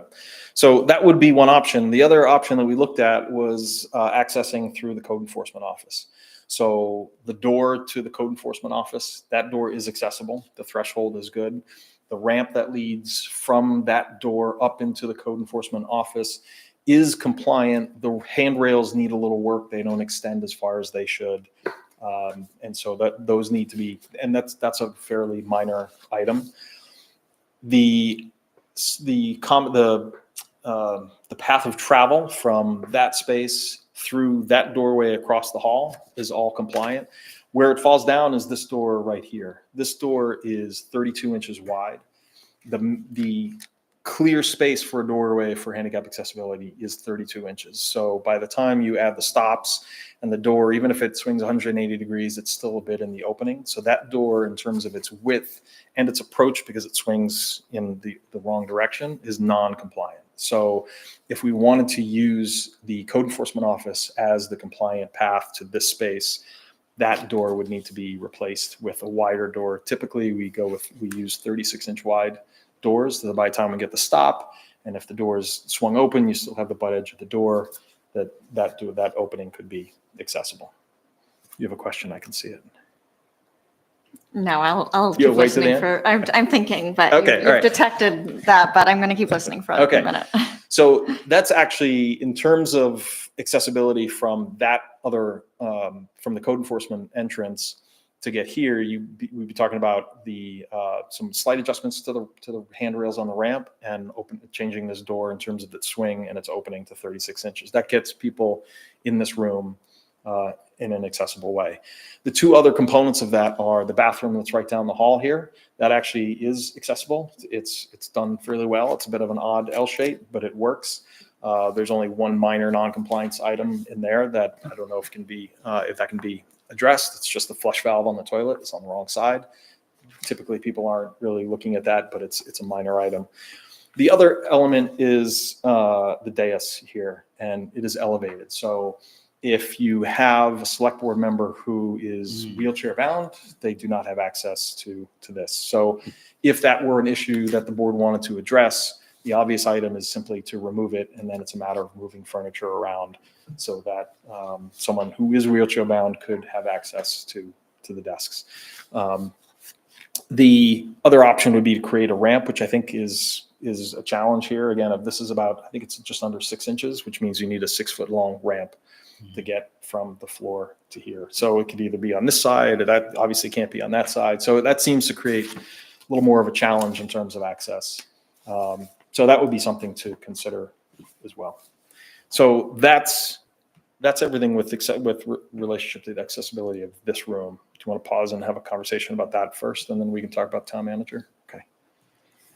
So in thinking about if we were to use that entrance in the code enforcement office as a way to access this room, it feels like there would be other adaptations that would be needed, because like right now, for instance, if somebody wants to come in, that door is locked over there. People have to come in this way. You've got all kinds of files and various things over there that would require a bunch of stuff. And then I think overall, one of the concerns that I have about just accessing this room in general is it's really not obvious. First of all, everybody has trouble finding it. And so having it be like, oh, the ADA, if you happen to need the special ADA access today, then you can ring this doorbell and go and use this, and other people are going to come in this way. Or I'd love to see something that feels more accessible and obvious for everybody. I've talked to a lot of people in the past that have said they almost came to the meeting but couldn't figure out where it was. Some of the sidewalk stuff out there. I mean, what would you, if you were just in charge of making this more reasonable and accessible for everybody, what sort of path would you take? Even if we did it out there, for instance, it feels like we would need some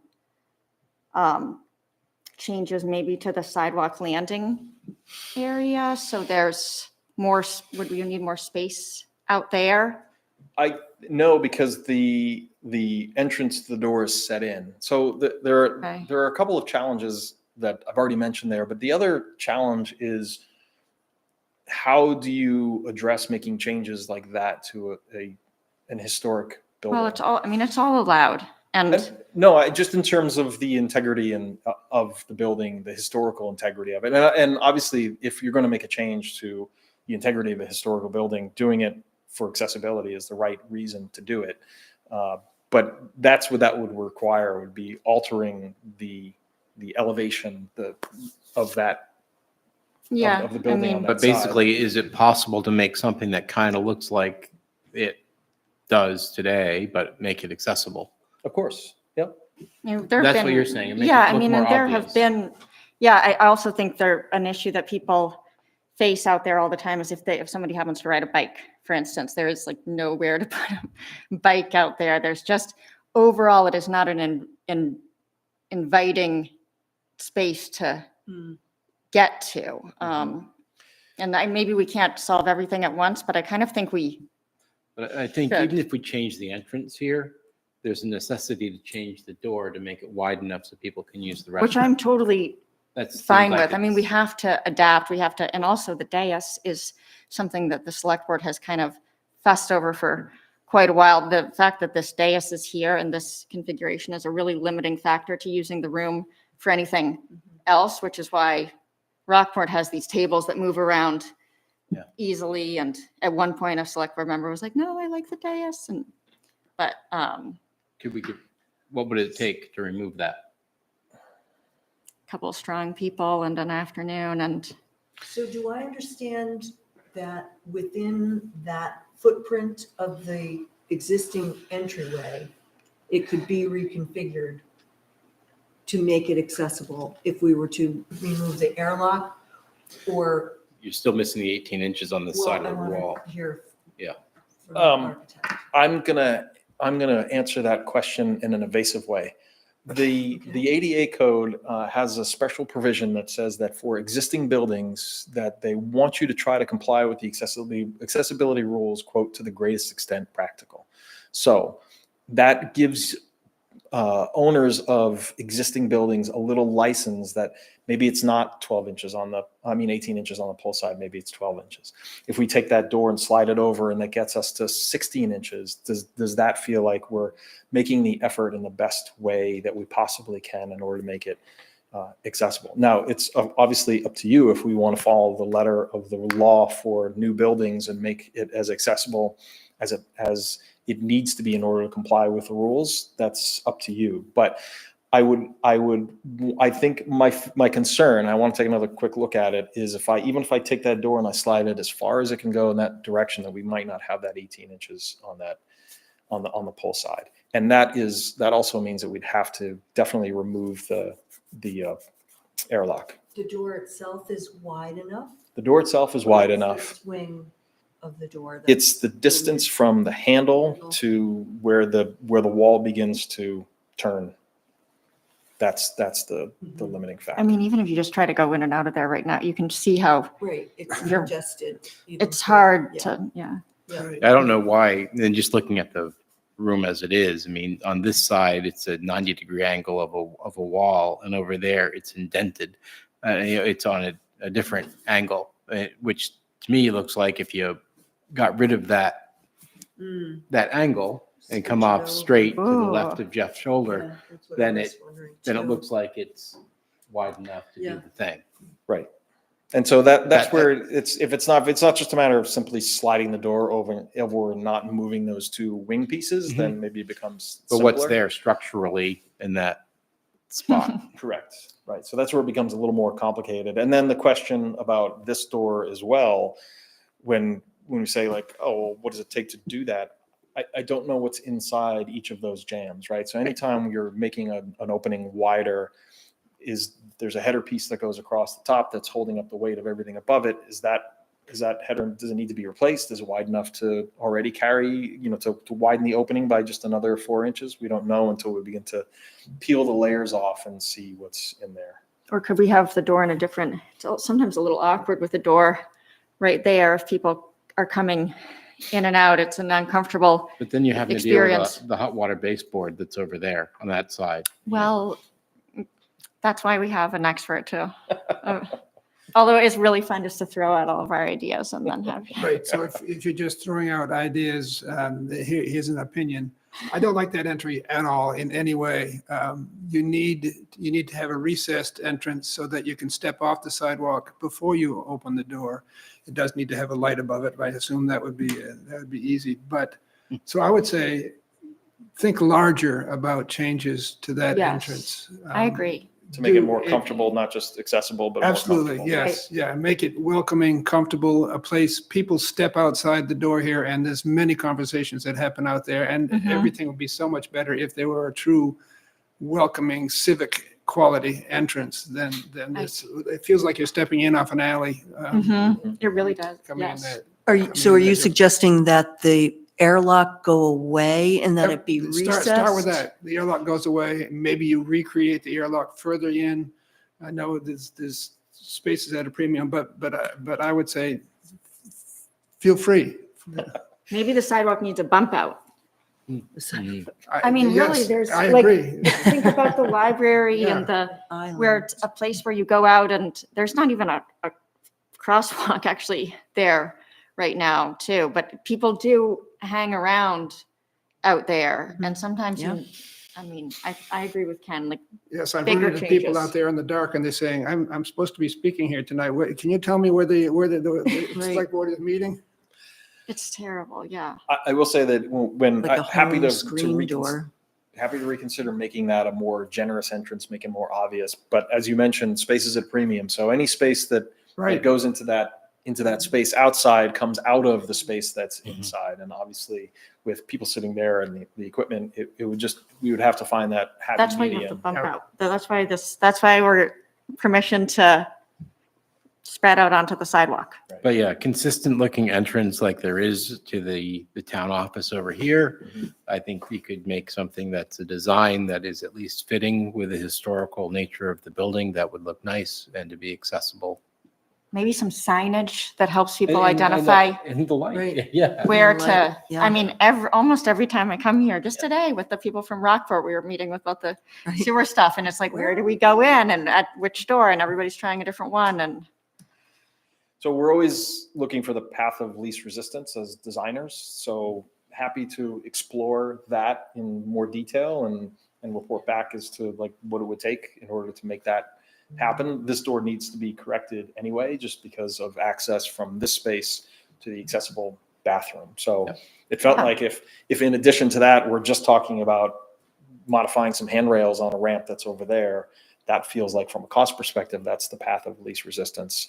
But I agree that there are extended benefits that happen if we're talking about improving this And entrance. maybe there's a reconfiguration that makes that the main entrance or something, or I don't know really what value this system has necessarily. I just don't know if they're. Are you talking about the hallway? Yeah, I mean, if it makes sense for the codes office to be that door to be an entrance for here too, maybe overall minimizing the number of separate entrances on the outside makes sense for a lot of reasons, and it could be accomplished that way. I'm not necessarily saying that's not the way to accomplish it. Just want to make it, obvious and welcoming for everybody, and then some way to, keep people out of the codes office when they get bored during select board meetings. Yeah, because if you wanted to think big, you could remove that door altogether, Right. push it all the way and make it windows there and the entrance pointing across the way through the wall to the other door. Right. But there's value in that hallway for when the stage is being used, that being the only unlocked entrance in and out of the building. If there's a production upstairs, that there's no access to this room, there's no access to codes, that dancers and actors and musicians go up that way. But There's value, and there are also numerous problems that Yeah. happen because of that. So I don't know if there's a better solution to all of that, but I like Ken's commentary of thinking Okay. bigger and better. And I mean, this is where we discuss all town issues for the most part. And Yeah. it's a very unwelcoming, difficult to find space. And Indeed. the quality of our decision-making Oh, indeed. depends on including more Participation. people, I think. So we can move on to, Sure, move on to the This- accessing the town manager's Oh, office. nobody needs to go there. So we're starting up on Elm Street at the main entrance to the town clerk area. That's where I'm going to begin at the moment, and then I'll talk about another entrance the other entrance that's further up that accesses the elevator, that space. So from the town clerk area, the entrance door there is good in terms of the threshold, access to the door, clear floor area. There's obviously plenty of space in the public area there for people to move around. The one area of non-compliance in that space is that there is no countertop for people who might be wheelchair bound, right? So those countertops are high. So we just need to provide a space, a writing surface for someone at 34 inches. And there's specific requirements in terms of depth and how it's being approached that change how it is configured and how what the dimensions are of that writing surface. You'll see sometimes in Camden National, for example, has like a pull-out counter. Some people have ones that flip up. So there are some simple ways to make that accessible to people. That's the only area of non-compliance that I found in that space. I never thought of that. That's Yeah. so, Yep. this is all very helpful. Good. So from there, then moving kind of left past that space, there's that little ramp that accesses the town manager's office. This is the area that I probably spent the most time scratching my head over, that gave me, kept me up at night the most, because for a few reasons. It does not have ramps, handrails on both sides. There are areas of the ramp, both at the bottom and the top, that are exposed. So meaning that a lot of times when you have a ramp, there's a surface, an edge protection on both sides. And if you go look at that, there's maybe about 6 to 8 inches on the top of the ramp on both sides that don't have edge protection. And there's a little bit on one side. There's a low wall that comes along one side. And there's a little bit of ramp that doesn't have edge protection on that side either. So the handrails are non-compliant. The edge protection is non-compliant, and you can get away with no edge protection if the difference in the rise is 6 inches or less. We're about 7.5 inches there between the two floors, at least that I can tell. So we're just over that. So how to resolve that is try to get some edge protection on either side of those, build a wall, something, and then have handrails on both sides of that ramp. So that becomes a challenge because that ramp actually extends into the waiting area for the town manager's office. So it creates kind of some odd and maybe challenging areas to be able to resolve that. So, I mean, it's resolvable, but my fear is that it's going to be clunky by the time we fix that. But you can't do it with some sort of just simply rail system that is otherwise, a couple of rail bars instead of a physical wall. We But could do it with railings, on but the still. on that end, it looks like it's only like 24 inches. Yeah, long at the end of that right. ramp. So you could have the railing come out. The railing has to go 12 inches past the end of the ramp and then Right. return back Yep. in. So by the time you do all that, my fear is that it's going to extend too far into that town manager's office. So that is an area that I know is an issue, and I think needs a little more study in terms of how exactly to resolve that. But that's one area that I think is going to be a challenge. Do you, practically speaking, how much of an issue do you think that's presenting for people? I mean, it seems to be minor and. I would agree. I think it is minor. I don't think that there's a danger that anyone will slip off of those areas that don't have edge protection. I would like to see the handrail a little more compliant there and make sure that there are handrails on both sides in case someone needs it. Yeah. But I agree. I don't think it's a danger necessarily, right? So I think this goes back to that conversation about greatest practical Reasonable. extent, right? Yeah. I mean, can someone who's in a wheelchair get up that ramp? The slope is good. It's wide enough. There's a handrail kind of on one side. So could Can they maneuver it? Absolutely. I don't think it's a danger. I don't think it's anything that someone's going to get hurt over. But if you're looking for areas where it's not fully compliant, I'm just letting you know that Yeah. that's where it is. Okay. Got it. So from the top of that ramp then into the town manager's office area, there's a hallway there that's compliant. The opening between the hallway and the desk area is compliant. All of that looks good. There's again, here, the countertop is too high, but there is availability where someone could go into the town manager's, the office area, the reception area, and use a desk as a writing surface. That's probably going to be at about 30 inches or so. So Okay. I don't think you would need to provide it feels like that is a more open, accessible space if someone wanted to go in and had to converse with the receptionist there. Than it is in the town clerk's office where it's behind a swinging door. And there's kind of that sense that people aren't allowed back there. Whereas here it feels a little more accessible and open to something if someone wanted to go in and had to sign something. So the other possible solution is the door that's at the end of that town manager's office on the Elm Street side that accesses the vestibule where the elevator is. So from the street side in, that door is accessible. That whole space is accessible. There's an elevator there. So obviously that space was made to be accessible. What's not accessible between that vestibule space and the town manager's office is the door that accesses it. I'm on page 8 of 8 of that. And there's a photo The of brown it kind of door at with the the bottom. black. Yep. Yeah. So the door is swinging in the wrong direction. This gets back to the idea of the approach. How much space is on the pull side and on the push side? This door has very little space on either side of the door on the side. If you were to reconfigure the office such that that low wall was pushed a little bit over, and I don't know what that entails in terms of what's behind it on the other side of it, but if you were to move that over, flip the swing of the door, so now that I had 12 inches on the push side, then that route there would be accessible. And that would be a way to access the town manager's office through from the street, through that vestibule, and into the town manager's office, not going through the clerk. And would it be even possible to remove the end of that wall that connects to the other wall to create that 18 inches of space? Well, that's what I'm saying. How much do you need to, if it was removing part of that low wall that looks like it has a light switch in it, how much of that low wall, how far back do you need to go? 4 feet. 4 feet. Yeah, so it's not, you don't have to remove the whole wall. You can Right. create that maneuverable area, that clear floor area in front of the door in order to Yep. make that work. So that might be an alternate path. I don't know. Because it looks like if you move the wall back, you run into the window.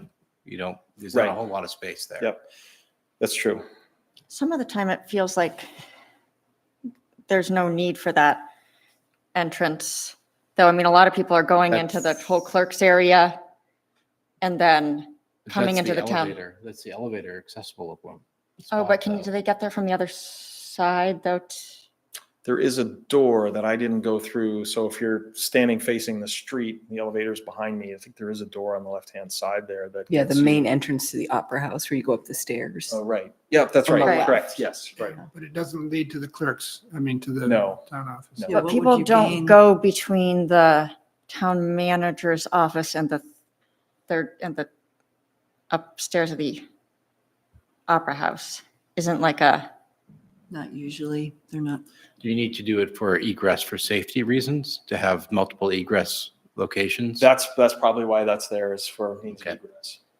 well, it's also, it's the waiting, they use that as a waiting area for general assistance and, right? No, that I was whole- just thinking about needing this exit to be ADA accessible so that there's two exit points that are ADA accessible from the town manager's office to be able to then go out that front door instead of taking the left. No, so it would be a means of egress, but it wouldn't necessarily need to be an accessible means of egress. Okay. So it might just simply be life safety instead of, accessibility aside, just getting people out of the building. That's one means of egress that it's got an exit sign above it. So that tells me that whoever was laying out, these are the two means of egress, that was one of them. So I don't know if you can necessarily kill that door. You could leave it as it I was is. thinking- Mhm.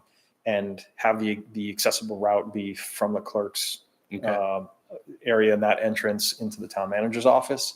That ramp would be the piece that it would, again, I think be the most challenging piece to resolve.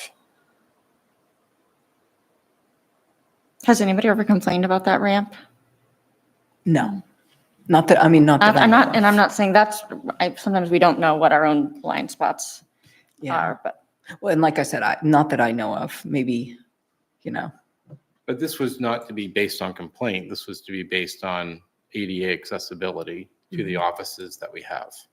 right. And well, and specifically, it was the fact that the primaries couldn't be held in this room for voting. And so when we were going to hold it here, the state forced us to change locations and go to the third floor of the Opera House, which didn't feel more accessible to many.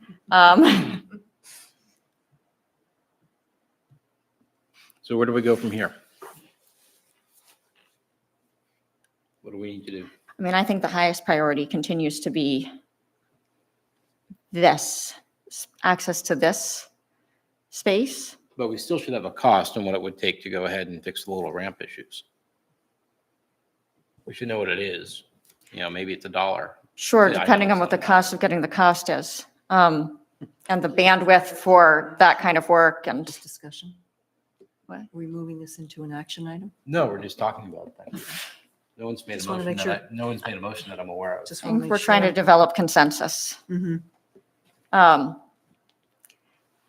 I- think if the priority's this room, which it seems like it is, because, I mean, the changes out there are pretty minor. And, I think Joe's report guides us in what we need to do. And I don't, like, there's not a lot of cost associated with like extending the railing and adding another one. Mhm.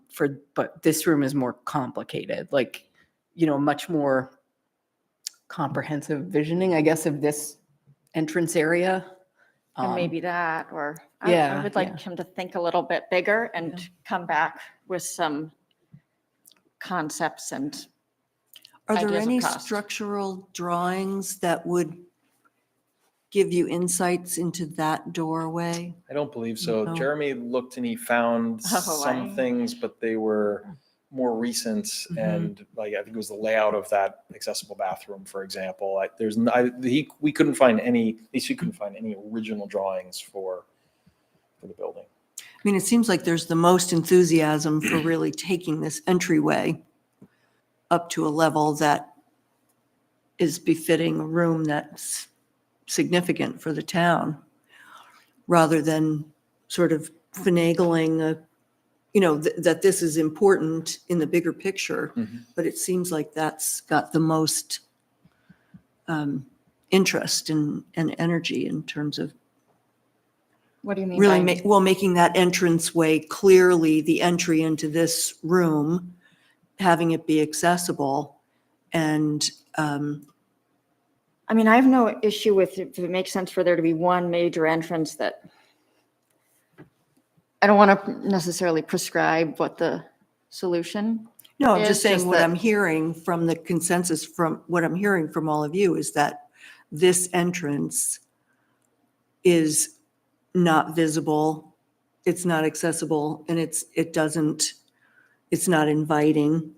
People don't know that meetings are in here, so it seems to be of interest to do. I think so, but if there's a situation where making this not the primary entrance somehow to this room and vastly improving some other entrance, comes up as the golden ticket, then I think that could be workable, but. So just to be clear, the entrance that's at the end of this hall is not accessible. There are steps on the exterior side. So we'd even look at that seemed like the third of the possible solutions is modifying that entrance to make that. It's feasible if we pulled the door in and made a ramp that led to it and then had a landing at the top of that ramp, but it seems like that would be the most difficult solution, is that door that's in the hallway. I guess I was thinking of the code enforcement office. If that were the entrance, maybe for everything, for instance, you walk in there and then you go this way to that way to the code enforcement office, you go that way if you're going upstairs to the stage entrance for the Opera House, which is obviously very, very inaccessible if that's going to be the stage entrance for everybody. But then you come, this way through some other door to get here. And some places you go in and you're like, oh, this is the main entrance. And you go this way for this and this way for that. And we've got all these. I don't know. I just want something better. And maybe we haven't thought of it today. If you're looking for an entrance that befits the room and the things that happen in this room, it doesn't feel to me like making that a main entrance where you come in the code enforcement office and wind your way through. Okay, great. You were the one that came up with that. And No, so, I'm just saying in terms of the accessibility. I was just trying to be supportive. You No, had some vision. And I appreciate that. No. We were treating that more as if someone needed an accessible entrance, that would be the accessible No, entrance. But okay, This then, would still, this entrance would still function as the main entrance for. Okay, for well the- then just make this one better then. Well, then that is one of the options is and that's what I think you're aiming for is make Sounds like this Susan not just accessible, but Snevellet, yep. also a proper entrance for the room. Have I ever mentioned that I used to get my hair cut when I was a little boy in this room? Really? I know Sparta had a barber shop right here. Yes, Wow. back in the, way back.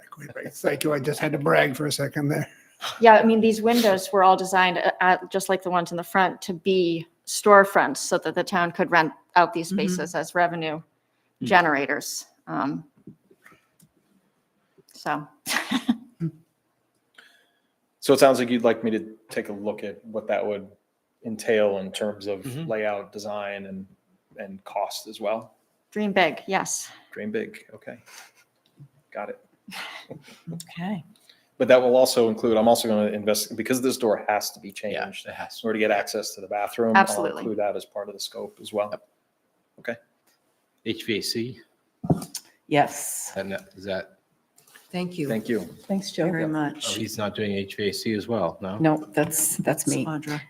So we have to date, and I didn't have it in time to include in your packet, received 2 quotes. So we've got this one as well as another one that we haven't received it yet, but it's being prepared and we have an idea of what the cost is going to be for the HVAC system in this building. So I think any of you who were here this summer or during the warm season noticed that the air conditioning is broken on this half of the building.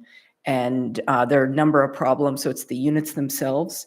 And when we were getting these quotes done, they crawled around in the ducting and found that this was a partially finished project when they installed the air conditioning system. So some of the ducts weren't connected or they weren't finished and going to certain parts. So, the quote that we received, it's both replacing the units. So the ones that are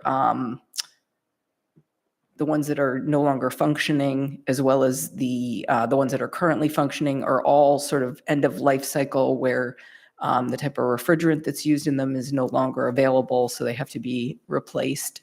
And so, this quote looks at, replacing all of those units as well as, finishing the ducting that wasn't finished when, these units were originally installed.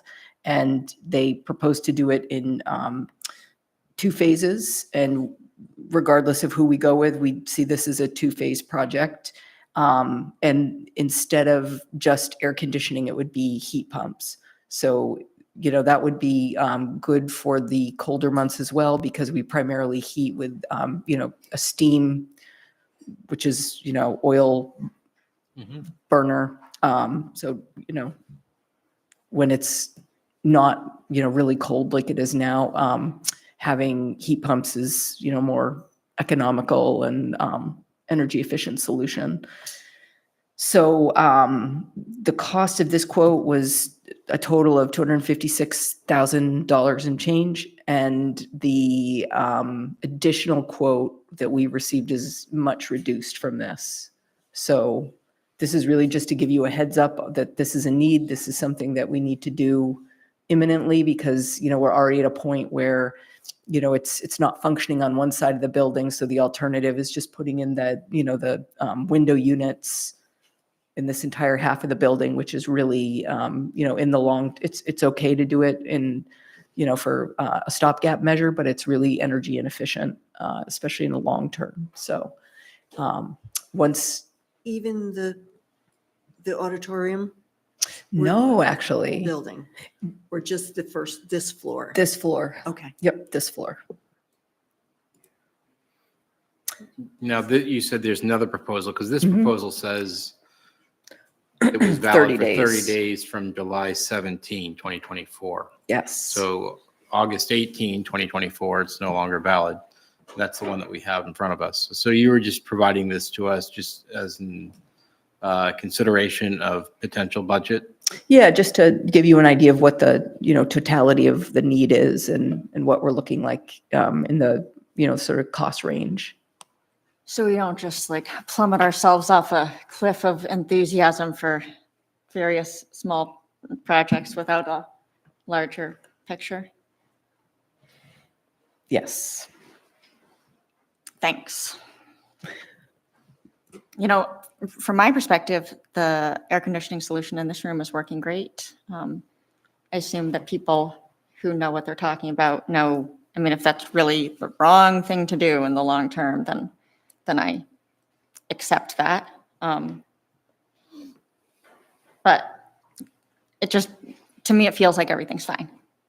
But In the summer? it felt like everything was fine after they put that air conditioning unit in and cut out the thing in the oddly shaped window wall that we wish to modify.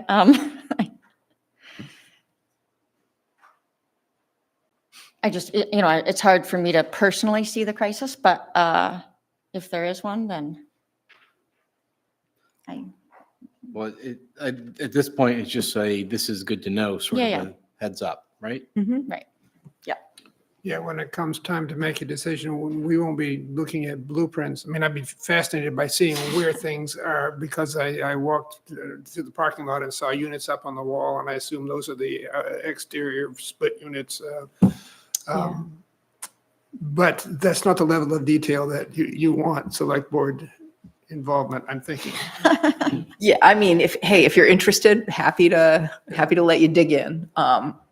But yeah, you don't, probably for the purposes of making decisions and prioritizing, you wouldn't need to dig in to that. So I had to look up, what's a split unit? Yeah, That's right. impressive, Ken. I actually don't know quite what you're talking about, but I just know that it's nice that I no longer come in and say, there are 7 bricks now that I can see falling out. And why are we talking about this when there are bricks falling out of the Opera House? And I haven't had to do that in a very long time. That was a lot of work. Hopefully you won't have to do that for And another I- like 20 years. I used to love to come and see where it was leaking when it rained and try to figure it out. And that too.